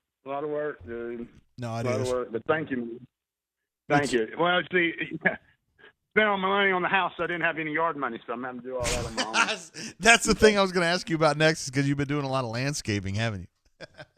Dude, man, who'd have thought that 3.5 acres of land would have been that much upkeep? Mm-hmm. Hey, listen, man, you're the most consistent super chatter we got, bro. So I want to say thank you so much. Oh, yeah, man, I hadn't called in the last few shows, Hell, I've been busy, missed a few of them. But, man, I appreciate all the work y'all are doing. It's got to be frustrating, man. Not much sports to cover. Have to make shit up. I know. It's kind of where we are. But B-Matt and Nate have been doing a hell of a job with that. Yeah, man. Oh, hey, yeah. no, hey, Nate's good. Nate's damn good. Everybody gives him hell, but he's really good. Yeah, well, we're kind of in a payroll shootout with him right now. He may be going to somewhere else to work, so we're trying to see if we can keep him, but you never know. Well, I mean, hell, I always thought he was better than AuburnSports.com. You fucking dick, man. I can't believe you say that. No, man, I know. Hey, y'all bring in a lot of good folks come in and out. You know, feel that's like what we got to be. have, yeah. No, it is. That's got to be like, a point of pride for y'all. Yeah, we picked up a bunch of young folks that have gone on to do bigger and better things. So I mean, that's good, right? Yeah, man. I'm just out here lucky that lucky that I'm one of the ones that got a job too. Hell yeah, I know. Luckily I don't live in Birmingham where they just screwed half the 3/4 of the population, the ones that actually work for a living. I guess you live like out in the country or the hills, right? Something like that. It looks like you're out kind of by yourself a little bit. Shelby County. Yeah, about but more or less the same. Yeah, and luckily, my job where I work at,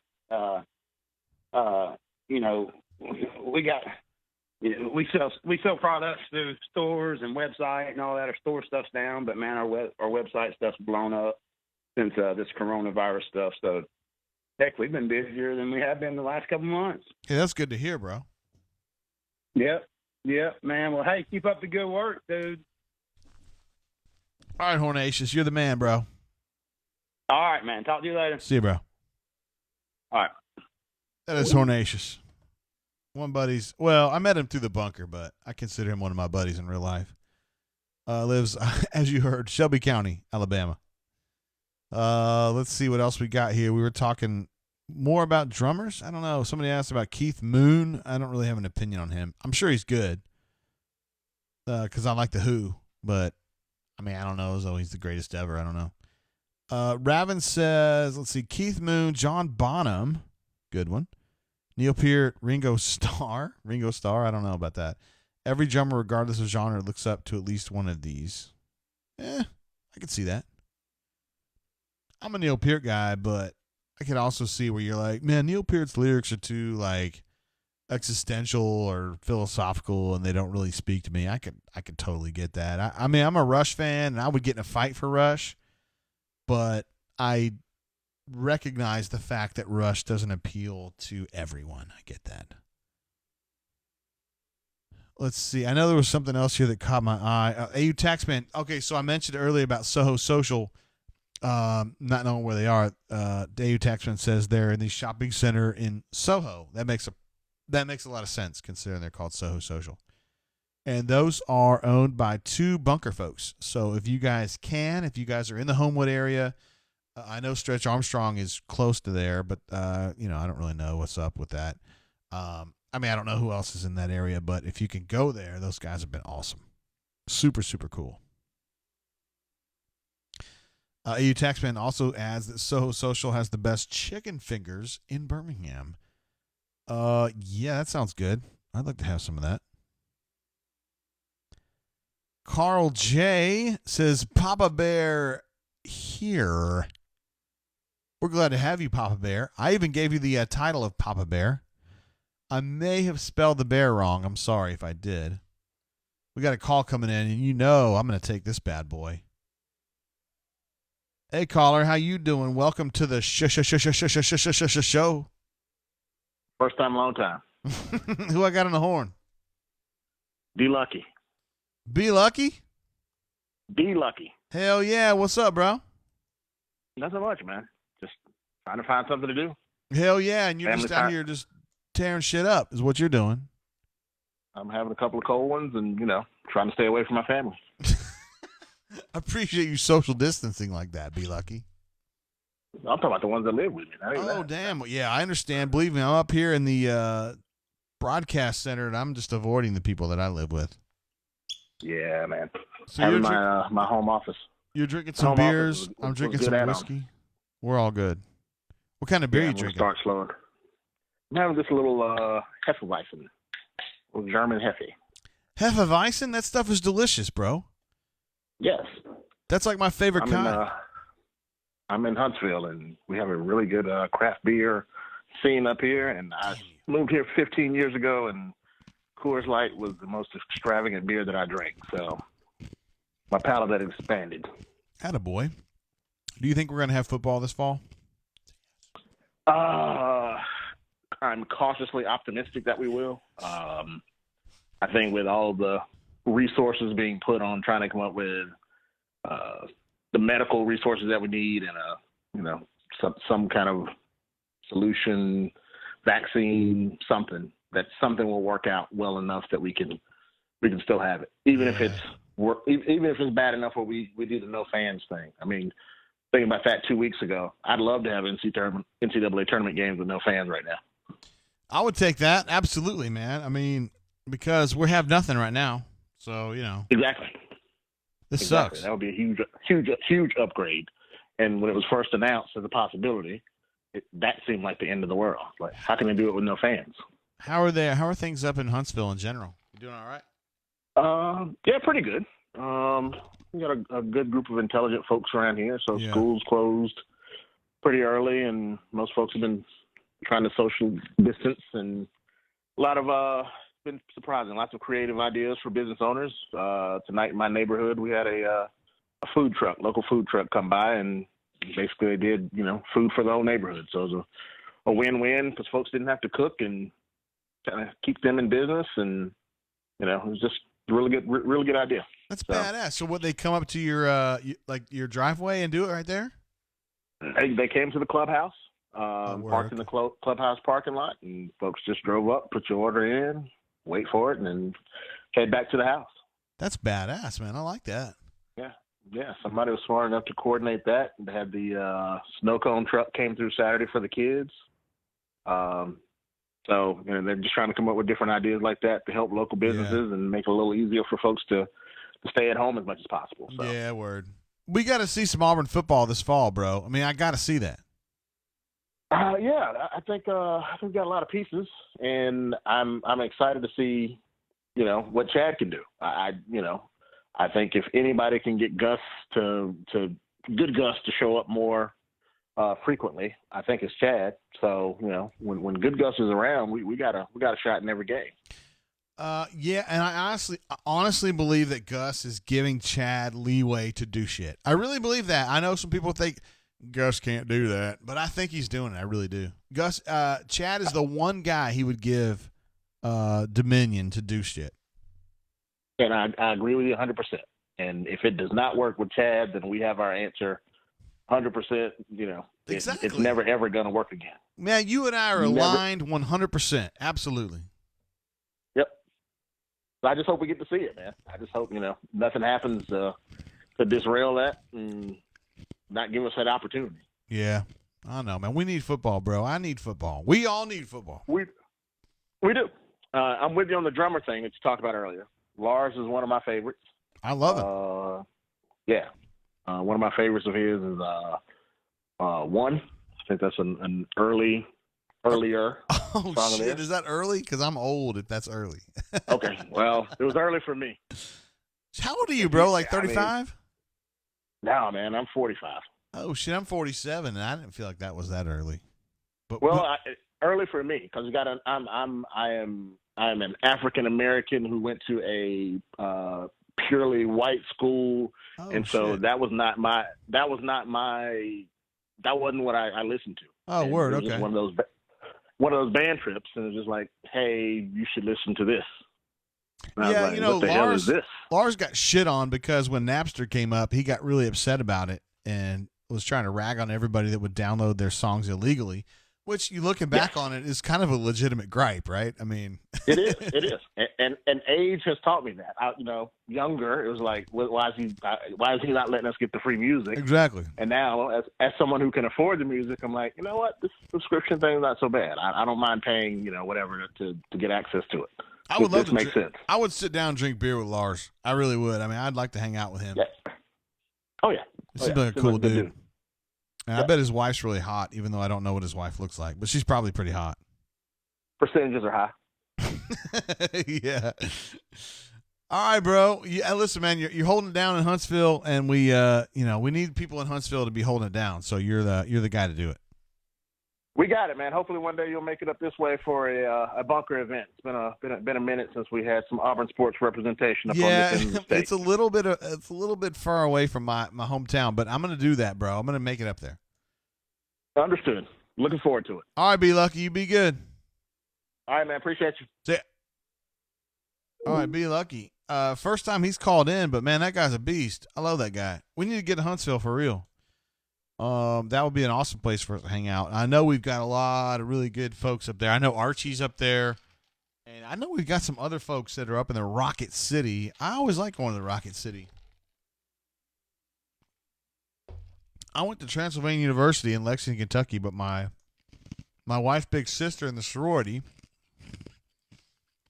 a girl that I knew was in my class, named Michelle K., last name redacted. She was from Huntsville, and we went to her wedding, and I remember showing up in Huntsville, and I was coming down from Kentucky. It was my first time ever in the state of Alabama, and I was like, I don't know what to expect from Alabama.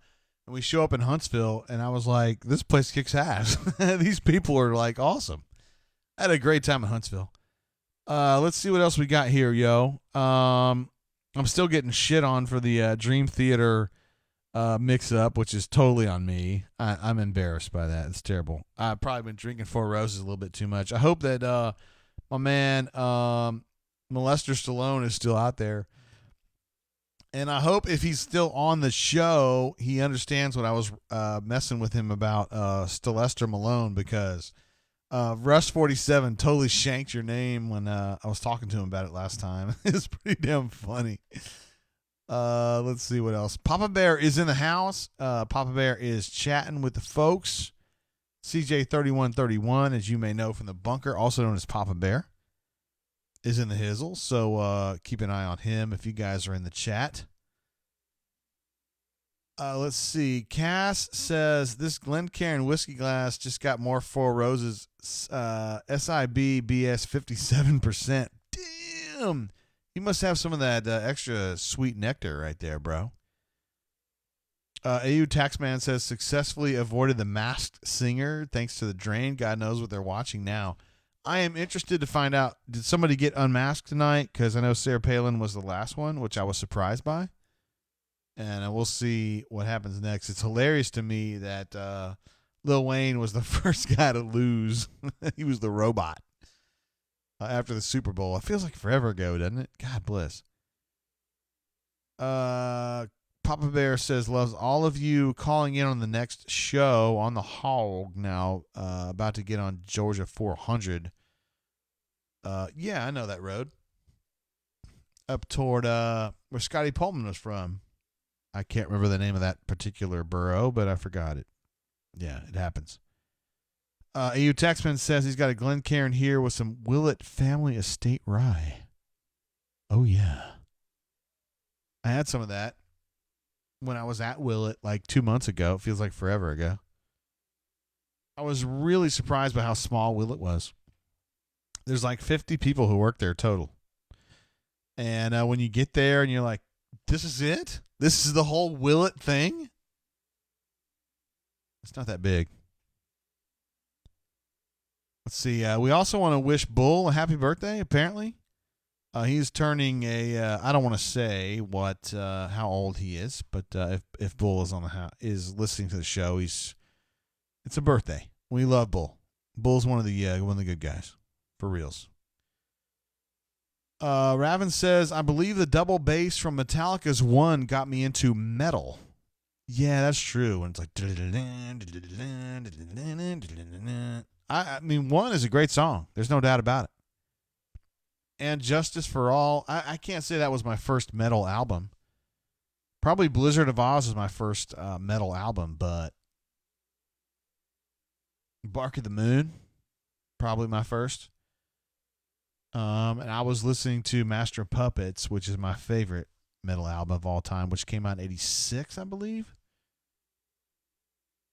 But and Justice for All, which had the song One on it by Metallica, is an absolutely beast record. And it's one I listen to a fair amount. Canoe Man says Be Lucky was a great caller. Agreed completely. Says it has to go down in the Brain Drain Hall of Fame of calls. Man, we've had some good ones, but that is right there, bro. Call Me Biscuit says, AU Taxman, thank you for the Henry McKenna tenure. Did that really go down? Come back here, bro. No, you're not allowed to do that. Lost my power cord, you guys, but I'm back in. I'm good. You hear it? Carl, I'm sorry, CJ3131 says Roswell, Georgia. That is the borough that I was thinking of. Yes, Roswell. That is where Scotty Pullman is from Roswell. He and Abe Smith. And who was that linebacker that Auburn was going to sign? But Trey Lamar. He was also from Roswell, Georgia. Auburn wanted him, but he ended up going to Clemson and playing for a natty. I don't know. Minor thing.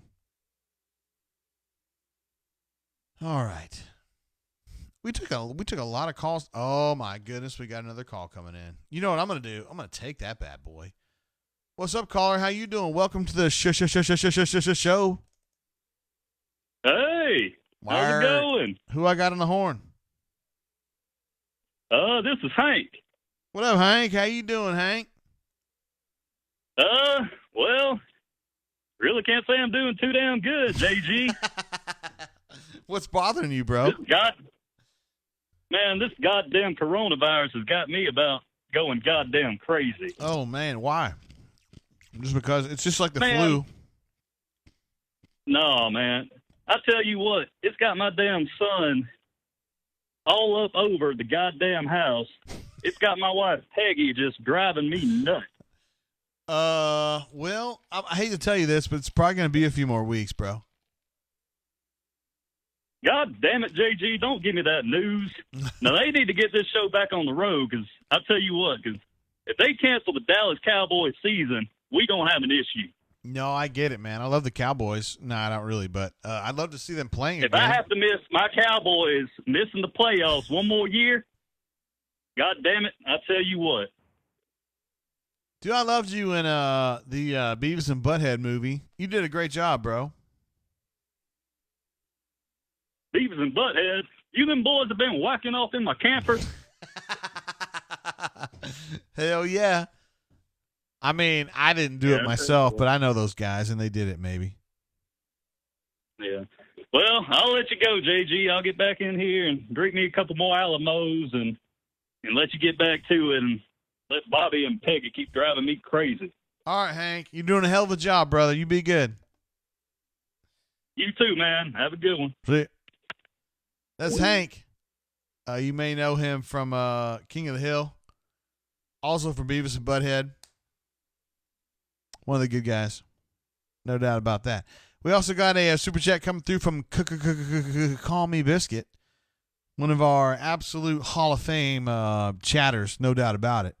It says, JGT, share some stories about trying to manage the bunker the last 2 weeks. You know, man, it hadn't been that bad.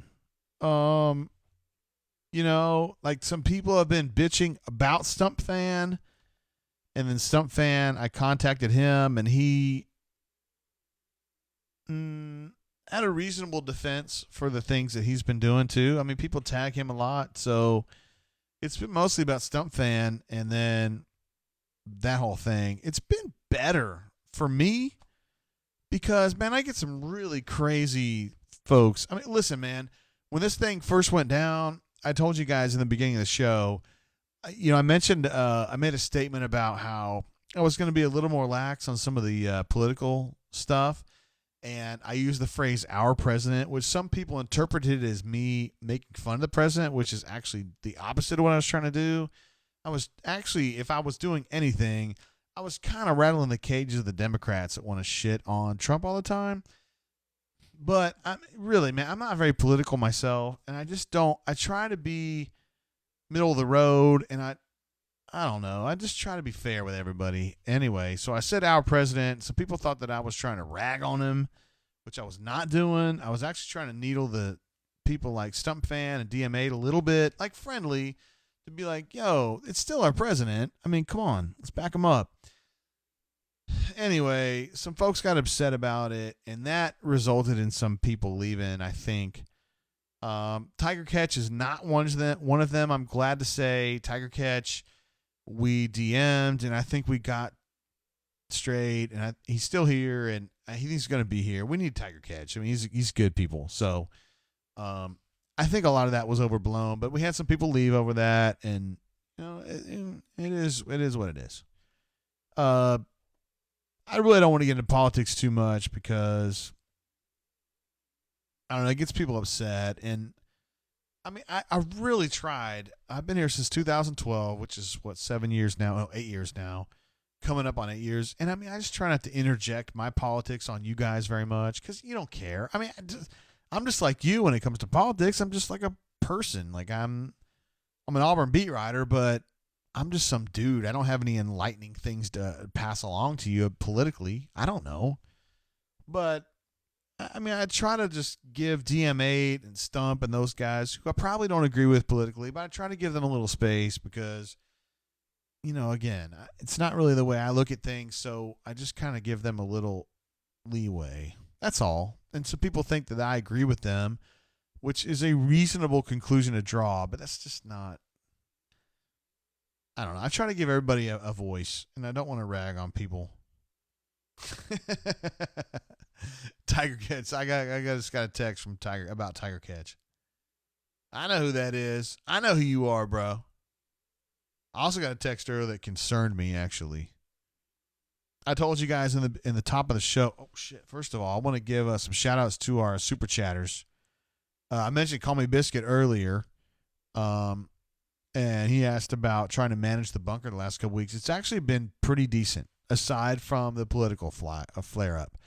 Canoe Man also jumps in and says the brain drain helps with providing some normality and a great break from the stress/anxiety we are all experiencing. Thank you. Canoe Man, thank you. You've always been here for us.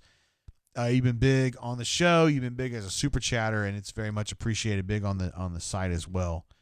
Appreciate you, bro. Call Me Biscuit says everybody hates both parties right now, JGT. Yeah, it's been a frustrating 48 hours, honestly, because it's like we can't get this relief thing pushed through, and there's holdups, and the vote doesn't go through, and it's annoying. I'm not here to be a political commentator, though. That's all I'm saying.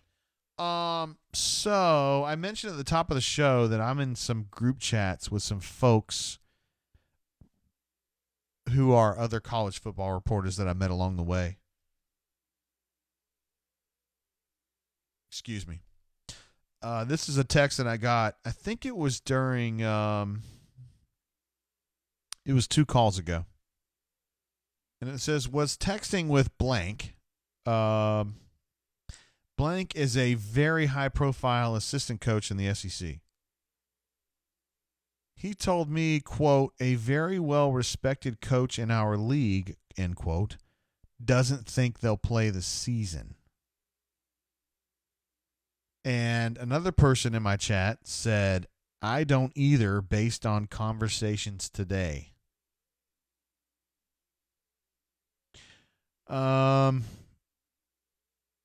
It is my sincere hope that is, I mean, look, dude, what the things that we think we see here on March 25th, we don't even know if that's going to be relevant on May 25th or April 25th.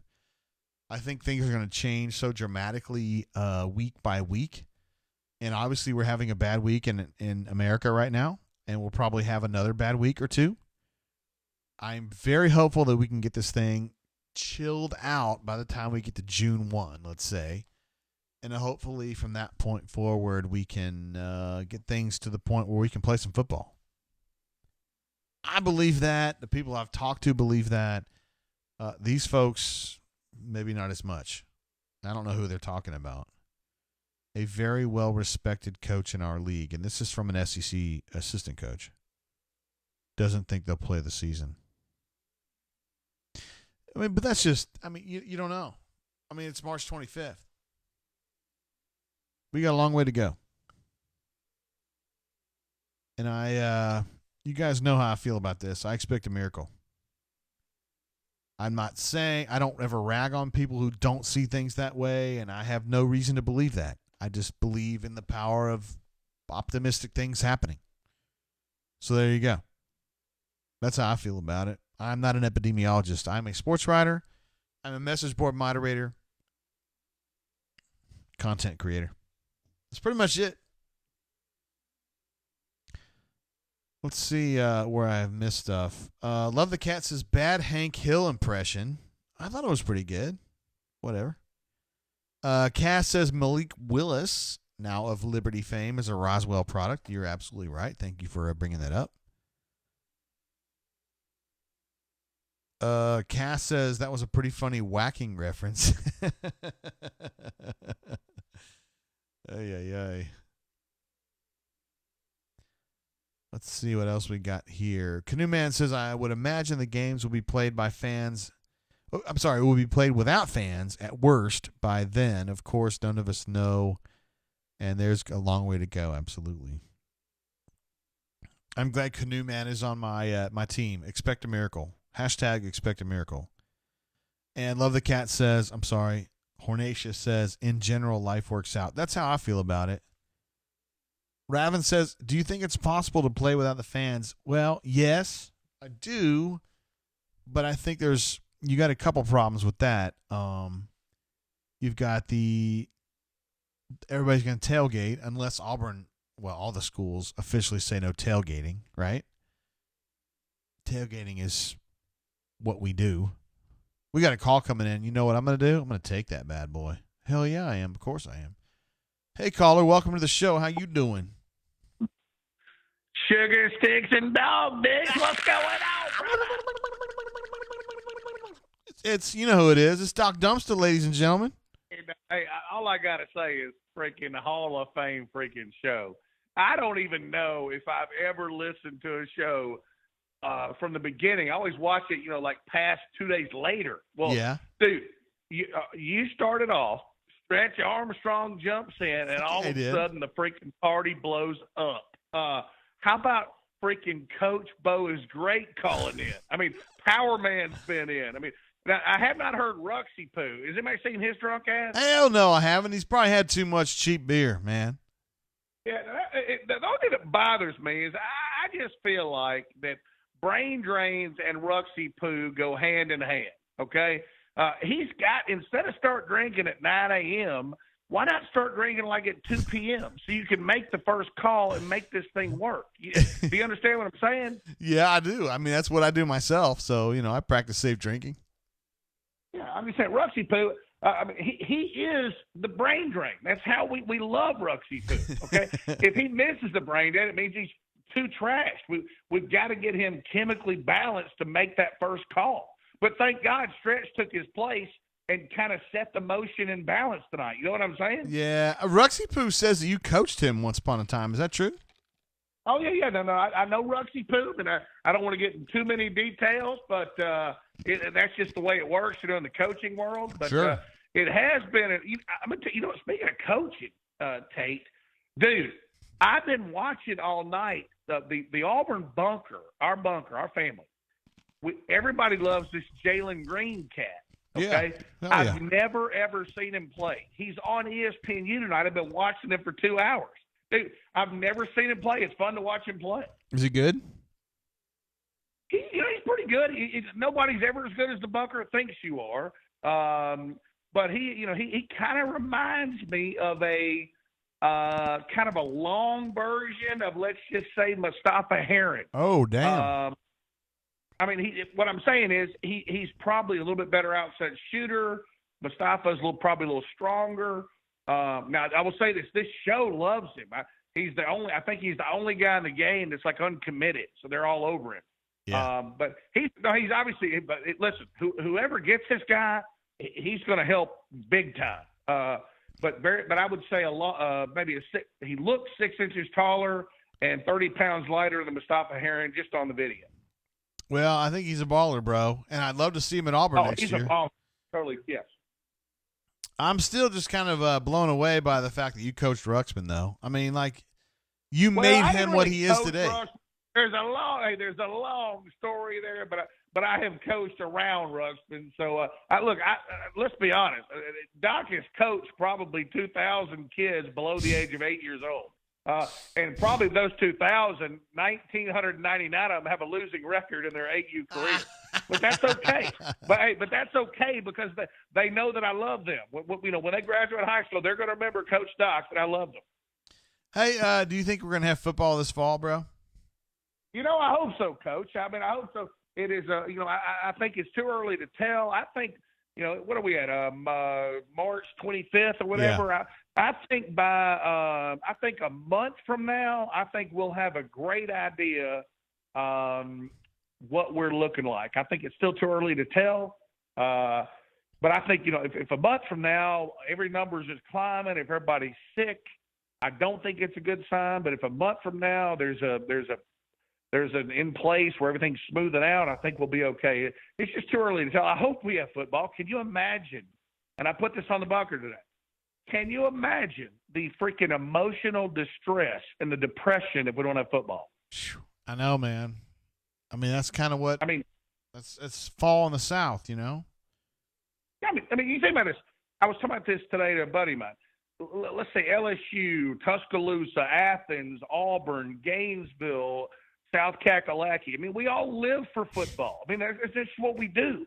Can you imagine if they say, here's the deal, football is canceled? I mean, there'll be literally suicides at stake because of this, if that happens. You know what I mean? Yeah.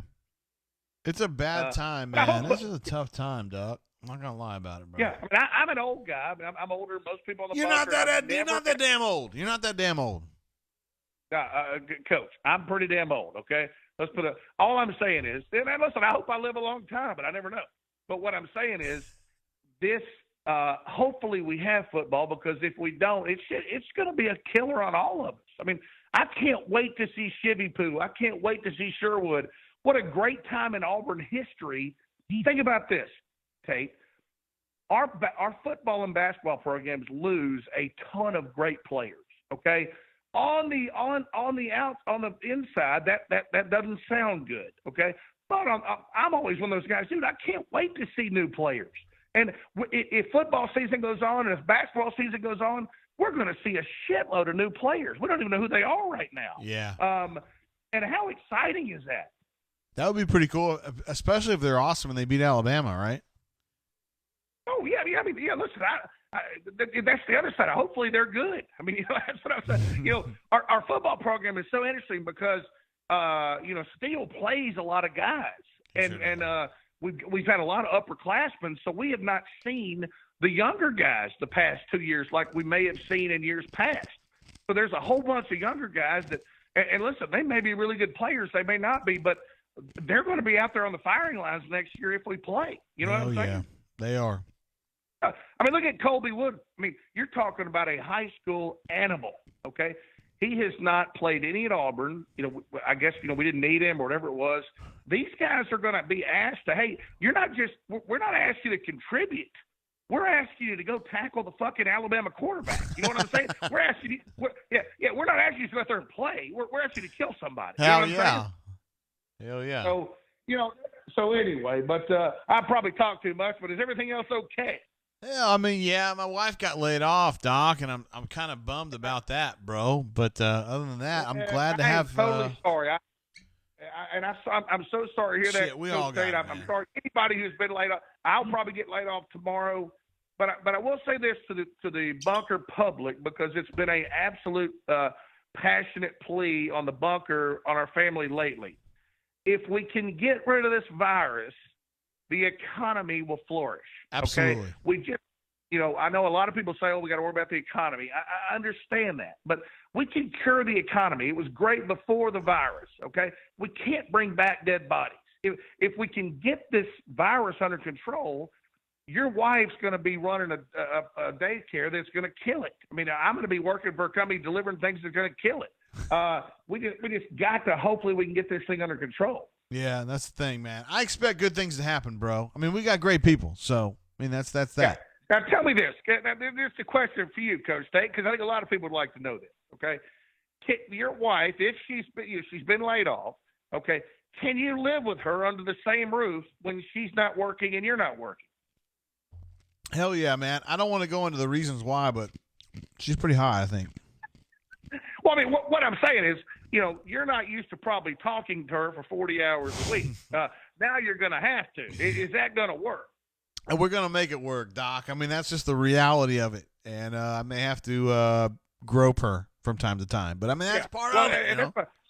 Yeah, that's part of it. It's like knotted shorts. He has not been laid off yet. And I'm so scared when he gets laid off. The only person who benefits from knotted shorts being laid off is that guy who sells beds on the bunker, okay? Because knotted shorts is going to go through about 3 beds a fucking day, okay? That dude pounds more than anybody I've ever heard of in my life. But we do pray for you, Coach Tate, and great. Thanks for having me on. Tonight's show was Hall of Fame City, and be good, buddies, and stay safe. Bunker, stay safe. We love you. I'll talk to you soon. All right, see you, Doc. Appreciate you, bro. All right. Hey, he was. That's Doc Dumpster, obviously, ladies and gentlemen. One of the greats we've had here, first ballot Hall of Famer. He mentioned about Doc Dumpster. I'm sorry, about knotted shorts laying pipe. I believe that's what he's talking about. I have met both Knotted and his wife she's very attractive. I'm just gonna leave it at that. He did well for himself. She's a very pretty girl. Let's see. PC Rebel says, has Maddie Pruitt called in yet? That would be the get of this no season. Let's see. I don't necessarily want to talk to Maddie, but I'd love to talk to Chad. Chad is like, he's definitely a friend of the site. So maybe on the next show, we'll get Chad to call in. I kind of felt weird because under normal circumstances, I wouldn't feel weird at all asking Chad to call in because like Chad's like a friend of mine, but when the Bachelor thing all blew up and Chad kind of got to become who I got here. Super Pug. It matches your tie. Hey, buddy. Look who I got, y'all. Look who it is. It's Maverick. Mav. God bless, bro. Do you have to hit me in the face? Mav. Say hello to the people, yo. Can you say hello? Look over here. What are you doing, bro? All right, you gotta go. God bless. That's my pug, Maverick. That's my pug, Maverick. I don't even remember what I was talking about. Call Me Biscuit says, wow, so positive, Doc. Makes me happy. That's what I like to hear. And then Cass says, Doc talks like he's got ringside seats, not shorts. PC Rebel says, hey, Maverick. What up to Maverick? Oh, I was showing the folks. I'm set up here, yo. I've got lots of bath tissue. What have you been doing? Wrap it up, buddy. The administrative assistant says it's time for me to wrap it up. What's been going on? I'm not drunk. I'm not drunk. I have drank a little bit. I'm going to drink a little bit more. This is to y'all. This is to all the folks that have been on the chat the whole way through. Captain Nickel Flygood. AU Taxman's been here from the very beginning. Canoe Man's been here from the beginning. Call Me Biscuit's been here from the beginning. Who else we got? Who've been going the whole distance here? I know. Hornatius has been here a minute. Cass has been here a minute. Anyway, you guys are awesome. Absolute beasts. This is for y'all. What do you mean night-night? What does that even mean? Have you even been watching the show? Did you know that we had Doc Dumpster on? We had so many awesome callers on. Uh-oh, we got another one coming in. Hell yeah, we do. Hey, welcome to the show, caller. How you doing? Doing great. This is one Robert Mapplethorpe driving to the house. Ah, what's up, Bob? Nothing. Just been listening intermittently. Had to go console somebody who's dealing with some work issues. Now I'm about a block from my house and going to cook something late night. That sounds good. I would like for someone to cook me something late night, bro. Well, what's up with you, you're brother? Far away, but well, like I said, I listened to a little bit. Her. I tell you what, Doc Gunther's swearing was a bit concerning to me. It's a bit out of character, and I think he might be on that glue again. We might have to take issue with that and have a little intervention. Well, he has had some problems huffing Scotchgard in his distant past, but I don't think it's been a problem here lately. Yeah, he and 3M are close. He's got a lot of stock in 3M. He's got something going on there. What's been going on with you, Bob? I've been doing what you call daycare and homeschooling and pulling my hair out, trying to deal with my 9-year-old, basically. Oh, damn. So that's like I guess a lot of people. So that's about it. We are obviously I am myself very stoked about you being on the show. We've got folks on the chat that are really fired up about having you on the show. So my first question to you is, why is this the first time you've called in? Laziness, I guess. Laziness? Come on, man. Preoccupied. I don't know. You're on the auburnsports.com Mount Rushmore, bro. Right? Yes, that's right. Yeah, I get distracted too easily, and as my sister told everybody when I was 12, I have no filter, so I should be careful, like posting on the bunker, calling in the brain drain. Yeah, I got you. Well, I'm glad you're here now, bro. How have things been going for you? Glad to be here. They're good. Getting the not political, but the environmental impacts, socioeconomical impacts out of the way. I do home remodels and stuff and build apartments and townhomes and stuff, so we're kind of plugging along no problem. I'm kind of have been insulated from that, but there's been a lot of people talking about how, certain people are going to lose their jobs, certain people are insulated from the effect, but, when everything kind of starts to take a toll, we all feel it, so, nobody's basically immune. Yeah. But anyway, let's get away from that. I don't even want to talk about that. Word. Let's talk about how much of a badass you are. Well, the main reason I called in, and I got too much in my brain, but I meant to call in and laugh hilariously and tell the story. So I'm sitting home yesterday, and I'm making waffles for my son. And we're sitting there, and he's finished his reading and his arithmetic for the day in like 30 minutes. So I go in there to make him get off the iPad and read another book. And I'm making his waffles, and I see this semi-trailer pulling up my road. I'm like, what the hell? This doesn't belong here. So anyway, I go back to the kitchen, start scrambling some eggs, whatever, just making the breakfast. And then I look back, and he's doing a big, whatever kind of turn of 18-wheeler does in your little neighborhood. Yeah. So he's just leaving the road, and I think, whoa, let me go check and make sure he didn't get in my yard. Correct. This is not sod, or this is not fescue, this is not Bermuda, this is not centipede. This is weeds with dog poo in it.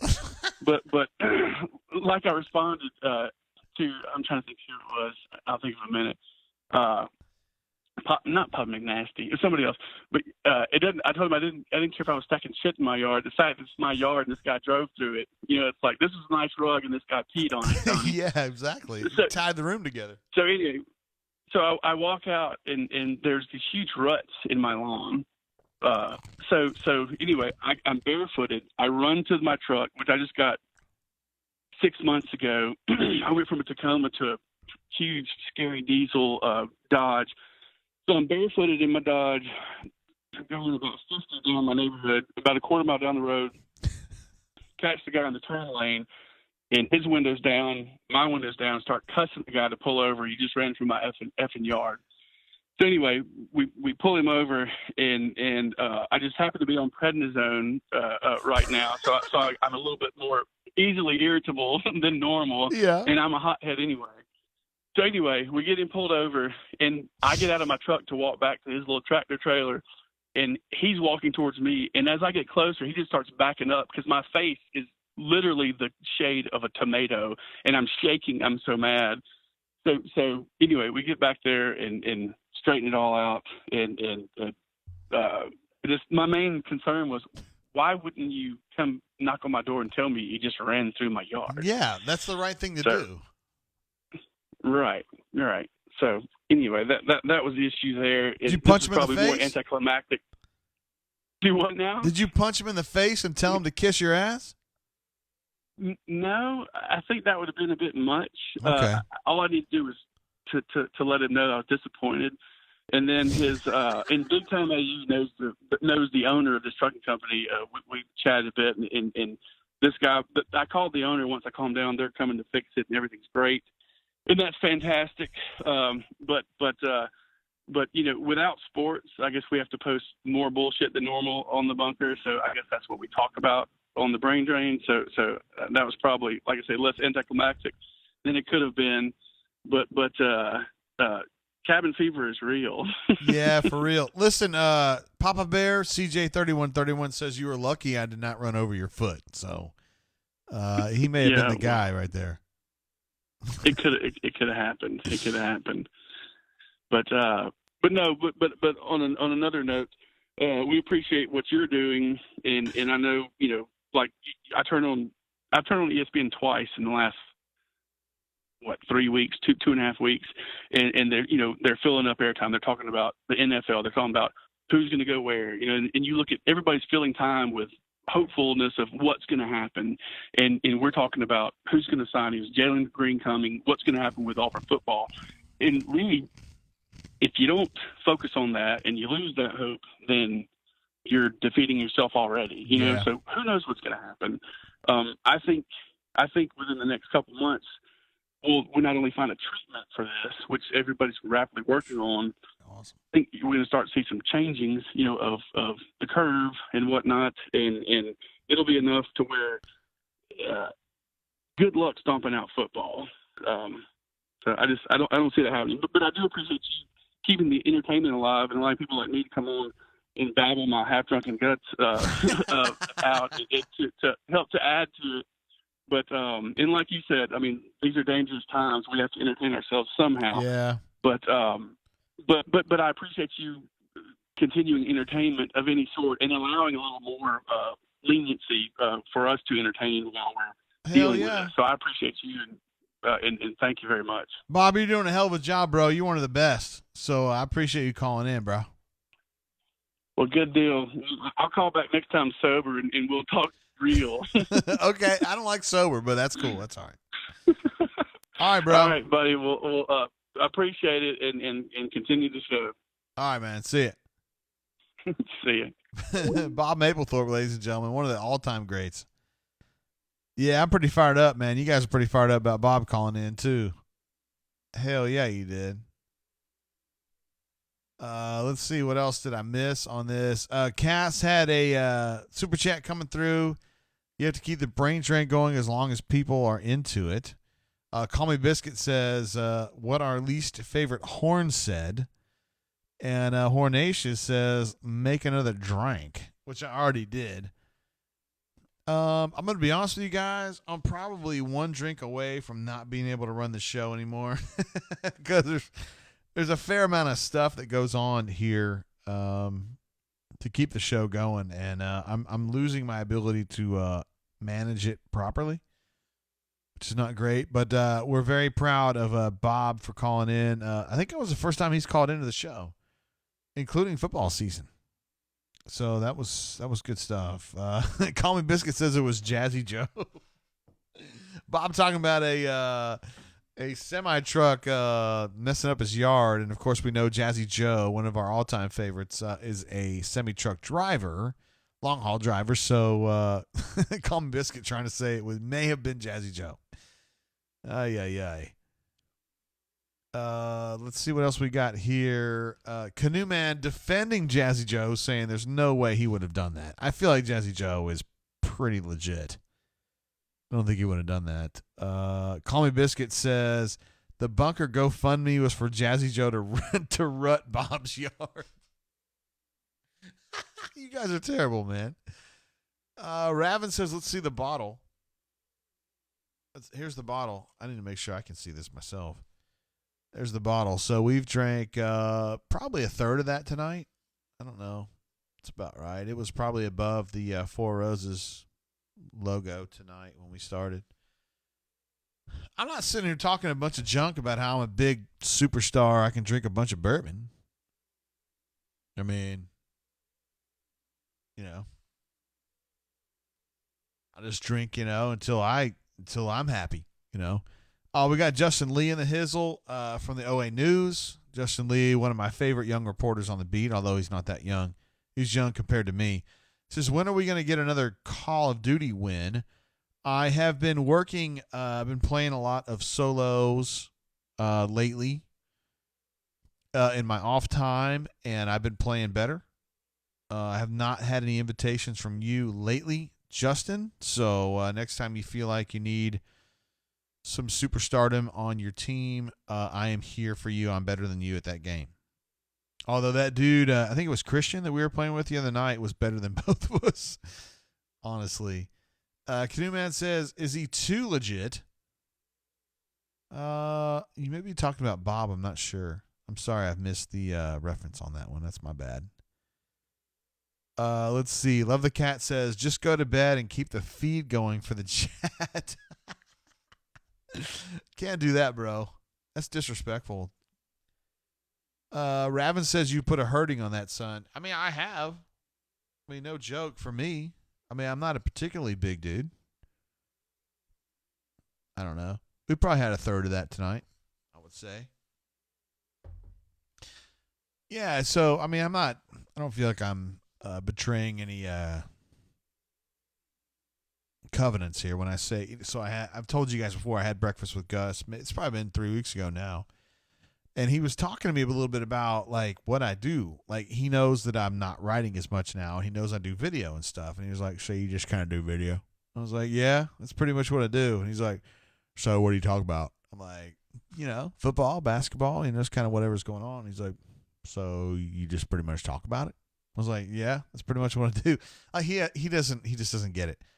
And he was like, yeah, and so you drink a little bit? And I was like, hell yeah, I drink a lot. Sometimes it just kind of depends on the night, And he was like, so you get paid to kind of drink and talk about Auburn and stuff? I was like, that's pretty much exactly what I do. Yes, sir. And, like, he didn't really get it. Like, I think Gus would drink occasionally, maybe, if the situation arose. He's not a drinker, per se. I probably drink more than him in a week than he does in a year. I don't think he's necessarily anti-drinking. He just doesn't drink a lot. And I brought him a Willet pot still, like a smaller one, like a fifth version. I gave it to Christy last time I was over there, and I was like, here, use this if you need it. I don't think Gus would have been the one drinking that, but yeah, whatever. Just Gus was like, so you talk about Auburn and you drink? I'm like, yeah, that's pretty much what I do. Yeah, he just doesn't get it. He just doesn't get it. It's just not really, you know what I mean? Like, in his worldview, that's not how things work. Let's see. Call Me Biscuit says, I was late. Did you discuss Nate King last brain drain? Too busy to call his boss. I don't really know what you mean on that one. I need a little bit more. As I mentioned, Nate is considering his next move. He is technically still in school at Auburn, although you guys know that college is kind of weird right now. I don't know if he's going to actually graduate. I mean, he's going to graduate, but I don't know if they're going to actually pick school back up, or if he's going to actually be able to walk across the stage, or I don't know how any of that's going to work. But Nate's trying to find himself, make sure he's got a gig coming out of graduation, whether that's an actual thing or a virtual thing. And obviously we'd love to have him here, but I think there's some other folks that are trying to offer him jobs. And, I mean, bottom line is I got to be careful with what we do here at AuburnSports.com. We obviously love Nate. We think he does a terrific job, but if he's got an offer to go somewhere else, it's better for him. Seriously, man, when it comes to our interns, I just want us to do the best thing. Administrative assistant's messing with me. I just wanted the best thing for our yeah, you know what I mean. I want our interns to be in the best situation possible for them. That's all I want to do. I think we've done a good job, me and BMAT and Jay Lee, of identifying some good young folks that have come on and work for us. And I just want them to get better, man. I just want them to get better. And I feel like Nate, he's terrific. Really does a good job. If his future's here, that's great. If it's not, man, I'm happy for him. You just got to go on and do what you got to do. So,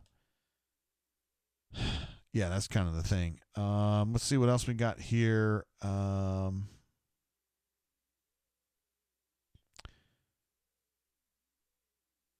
Canoe Man says, last week you called Nate. He did not answer. Instead, sent a text saying he was watching a movie with his mommy and daddy.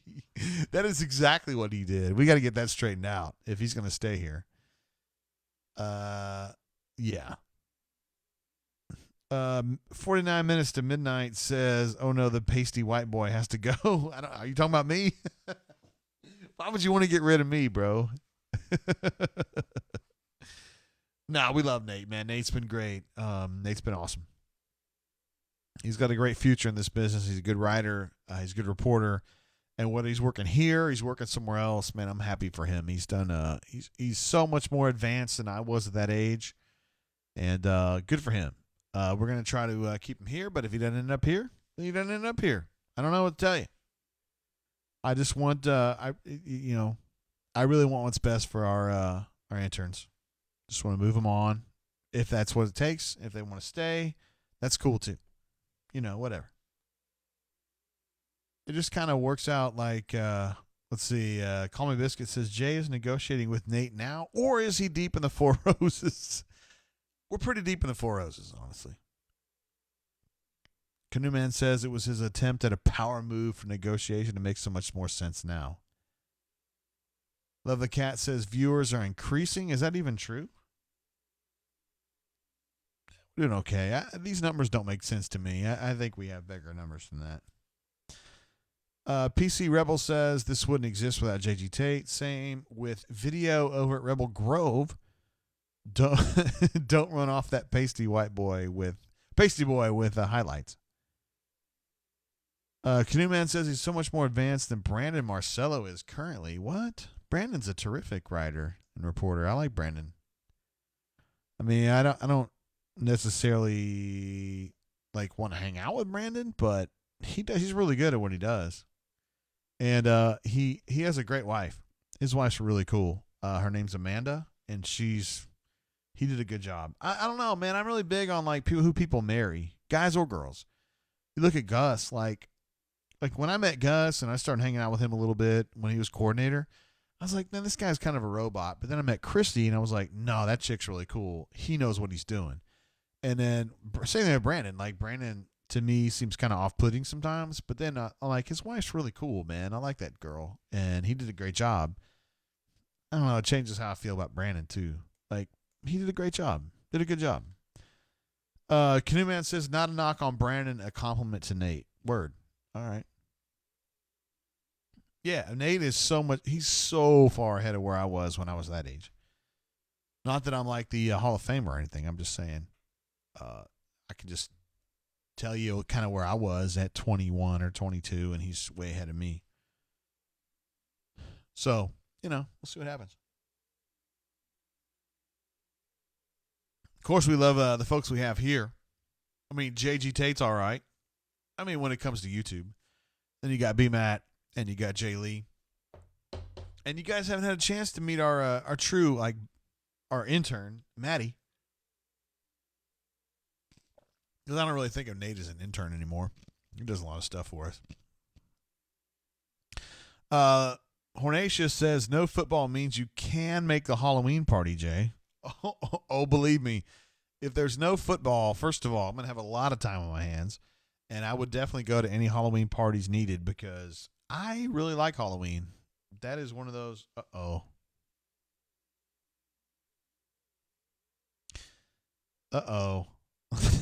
Administrative assistant is telling me to wrap this bad boy up.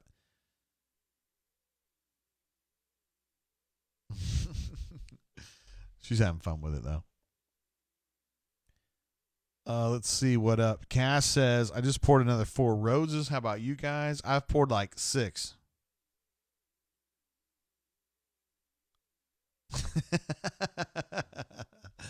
Administrative assistant. Call Me Biscuit says, get Kiffin to call in JGT, then we will tell Gus to come on. Coach Kiffin called. You know, I was thinking about that the other day. We could I bet we have at least a 50% chance of getting Gus on the horn. Because, I mean, and I'm just kind of thinking out loud here, but I think Gus likes me all right, actually. It's kind of hard to tell with reporters sometimes because Gus is kind of not big on reporters. But if you guys want to know how I feel about it truthfully, I think he likes me all right. I think he likes me pretty good. I think he feels like, I mean, I'm not really, he knows I'm not out to like screw him. I'm not asking a bunch of gotcha questions on him because I just don't feel like that's my role.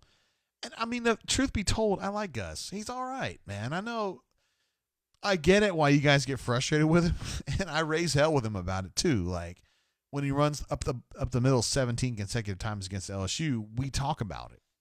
And Brian asks questions, and I ask questions. But I mean, Gus isn't all right. He's a cool guy. He's all right when he's not in season. Like he gets real tight during the football season, but when it's not football season, he's cool, man. I like Gus. He's fun. He's pretty cool. 49 minutes to midnight says 70% chance of Christie. I don't know what that means. Can we get Christie on the horn, you mean? I bet we can get Christie on the horn. When I was at Gus's house last summer, I was like, yo, we need Christie to do a column. He goes, well, that's up to her. I was like, well, if that's true, then I'm going to work this because I think I can get Christie to say yes to that. And then I started working Christie on that, and then she was like, well, we got to run that by Gus. So I was like, I was not hoping you would say that. And then Gus is like, I don't know if that's right. I was like, okay, whatever. Love the cats. I don't really know what this means. He says, Christy and those sweater puppies? I didn't even know they had a dog. I don't remember seeing a dog at their house. So I don't think they do. Ravin says that would have been hilarious if Jay would have pulled what that guy did during football season, saying his wife was home and hung up the phone. That guy. That was Hornatius, wasn't it? I think it was Hornatius. Love the cat says, get Christy on the horn, please. Okay, here's the deal. I don't mind getting Christy on the horn if we can, but I can't drunk call her. I just can't do that. And I think administrative assistant has let me know that I'm probably a little bit past my limit. So I'm not going to drunk call Christy. That's a bad move. Gravin says, Christy, horn, now. No, we're not doing that. We're not doing that. Call Me Biscuit says, if you ask Gus on a call, I don't understand. If you ask Gus on a call, PR man, they would research? Sorry, man, I didn't get that.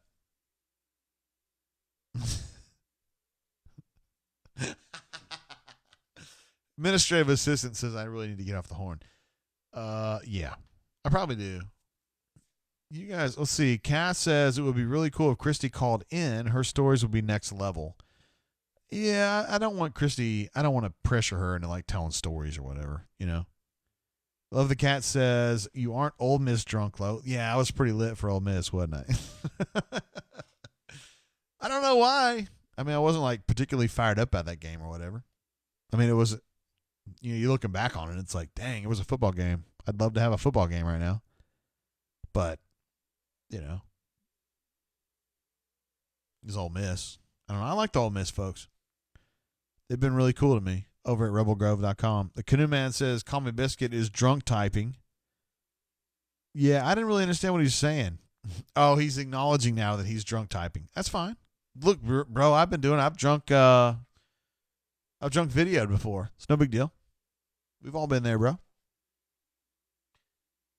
All right, here's the situation. I'm going to give you guys some numbers, okay? I'm like Dr. Fauci, giving you guys numbers. We've been streaming for 2.5 hours. Your boy has had plenty of 4 roses.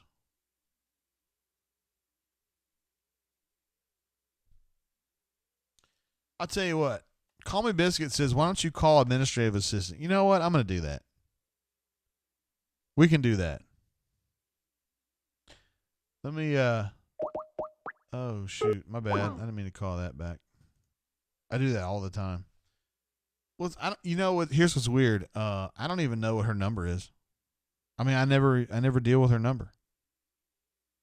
So let me get the number. Oh shoot, my bad. Let me get the number up here. What? I don't need that.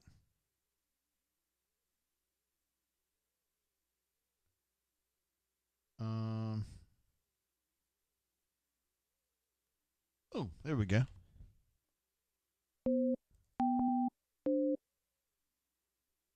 Oh, shoot, my bad.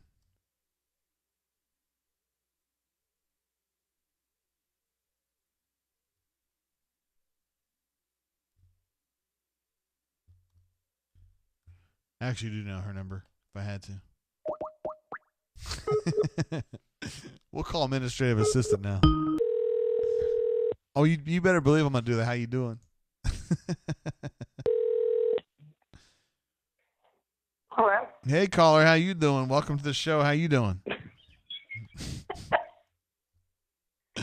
Hello. How are you? So, you had texted me earlier to say that what are you thinking? It's time for you to wrap it up. I don't really know what that means. What do you mean by that? That means you did not have any dinner, and your dinner has been brown water, and it is time for you to wrap up the show. I was thinking maybe you'd come up here. We don't need another Ole Miss. Wait, what happened in the Ole Miss game? I don't remember.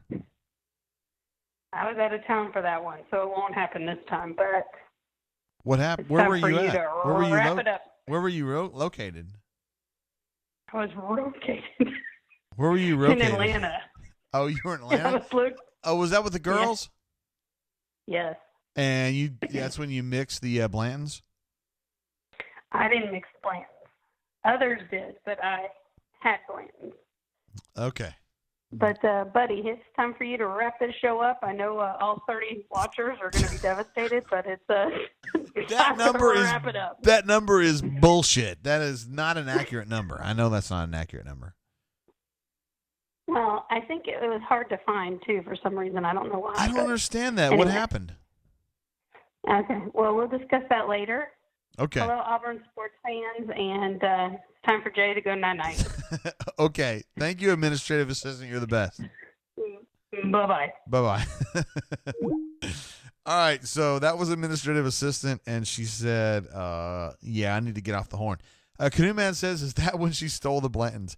Listen, none of my shit is like, she can't steal it because it's hers. I mean, it's cool. We're good.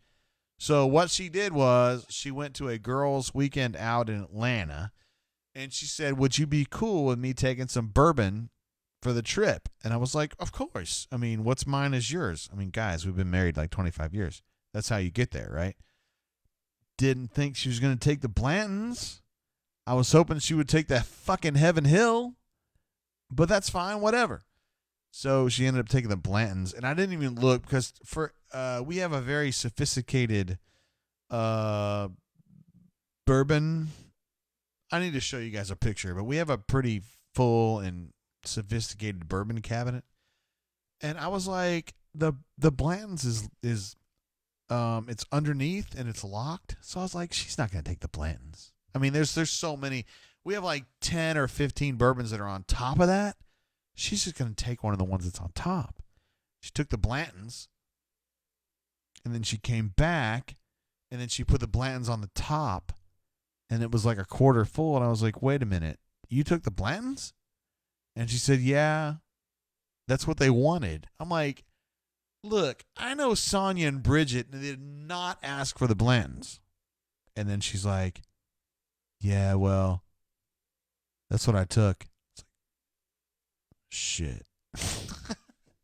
Like, you didn't mix that, did you? And she goes, yeah, I didn't, but some other people did. And I was like, so shout out to Will Collier, who worked really hard to get me some of that Blantons, bro. Will Collier got me that particular fifth of the Blantons that was wasted. But I want you to know, Will, I love you still, and you're a total badass. We got a super chat that came through from Call Me Biscuit. Says greatest call ever from administrative assistant.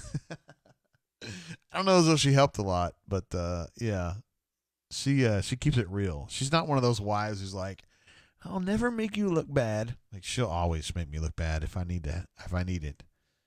And that's what I like about her, honestly. She keeps it real, you know. If I got a booger in my nose, she'll tell me, yo, you got a booger in your nose. Like, I like that. 49 minutes to midnight says, damn it, Sonya. it's Sonja. But yes, appreciate that, bro. Call Me Biscuit says, great night, JGT. Thank you. I'm glad you had a good time.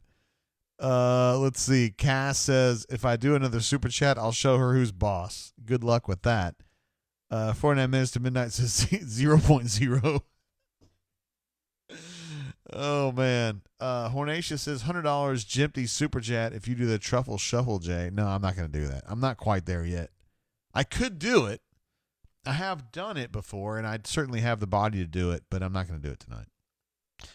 Captain Eagle Flygood says, I've never trusted Brigitte. Nah, Bridget's great. She's a great girl. She's married to my friend J-Dub, and she's a wonderful girl. Just wonderful. Raven says she said something about dinner. What's for dinner? I have some bad news for me and for you. Well, not really for you, but mostly for me. They had dinner like 2 hours ago. We've been streaming for 2 hours now. And, yeah, they had some shrimp, some Gulf shrimp that they made. And I didn't touch it because I was like, I'm going on the show, man. I mean, I don't want to be eating before the show. And then I got on here and started drinking the brown water, and you know what happened next. So there's no food left for me. I'm going to go down there, and I'm going to probably drink some water and get some granola and finish this bad boy up, yo. I mean, it's 9:48. We've been streaming for almost 2 hours and 40 minutes now. No, you may not. My power cord tried to pop out there. Love the Cat says fish sticks. Yes, I love telling that little joke. That's a South Park joke right there. I know what that is.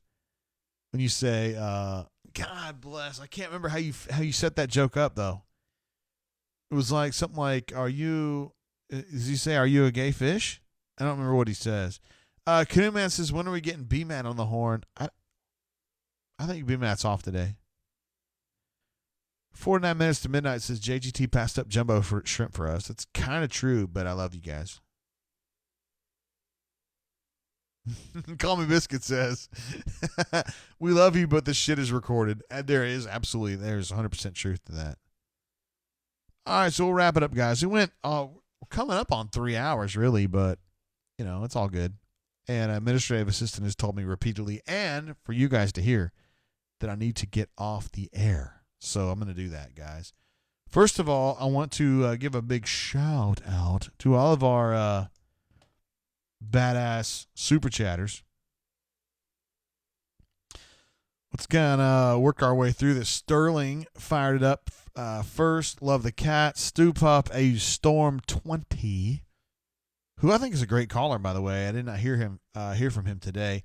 Ben B, Call Me Biscuit, Canoe Man, Love the Cats, Call Me Biscuit again, Cass, and Call Me Biscuit. Tons of great super chatters, and of course all the chatters in the group, including Hornacious, 49 minutes to midnight, Canoe Man, Raven.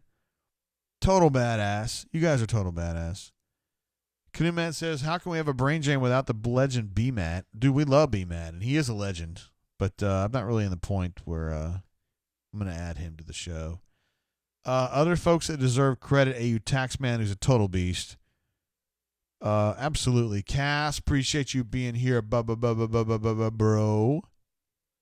Raven, I think I've already mentioned you before, but you're an absolute beast. Captain Eagle Flygood, who's a total badass. Who else we got? Papa Bear was in the house earlier. Of course, all of our callers who are total beasts. Pocket Watch in the house as well. PC Rebel, who I don't think is one of our guys, but we love you anyway. Of course. I mean, of course we do. Everybody knows that. I mean, my goal is to kind of bridge the gap between Auburn and Ole Miss fans. I don't really necessarily feel like there's a huge gap there, but, you know, it's all good. And, yeah. This has been a great show. I think we've gotten a lot accomplished tonight. We've healed a lot of wounds. We've solved a lot of problems as far as the coronavirus situation. And, hell, I mean, that's all you can ask for, right? AU Taxman says, thanks for the much needed relief from the craziness, JG. Man, it's my pleasure. I hope that I provided some. At least a little bit. Raven says, great show, JG. As always, can't wait for the next one. Hope you're there for that one. I know you skipped one. You better not do it again, bro. Canoe Man says it was good for everyone. Hornatius, particularly so for JGT. It would be so great to call and wake up BMAT. It's 9:50, and we probably would be calling him. We'd probably be waking him up. No joke. Not Jay Lee, but BMAT. Yeah. All right, guys. So we'll wrap it up there. I hate leaving BMAT out, but it's just part of it. And I don't know if you guys see the score here, but I got coronavirus at 0 and Auburn 99. I mean, we can easily make that 399, but we'll just leave it at 99. Anyway, guys, you all have been awesome tonight. Appreciate you guys. We drank a lot of Four Roses, and I know Molester's not been here. Molester's not been here for a little while, which is cool because he was drinking it. I guess he couldn't hang, but we love Molester Stallone too. Anyway, guys, appreciate you all being part of the show. As always, we'll be doing this again before too long, probably this weekend, I would imagine. So, until then, keep your feet on the ground, keep reaching for the stars, and seriously, be safe. We don't. I think there's a way for us to not get this virus, so let's not do that, okay? So just stay at home, hang out with your wifey, hang out with your hubby if you're a gal, or whatever, and drink some bourbon, and just be good. That's pretty much all it takes. All right, y'all. Peace out. See y'all next time.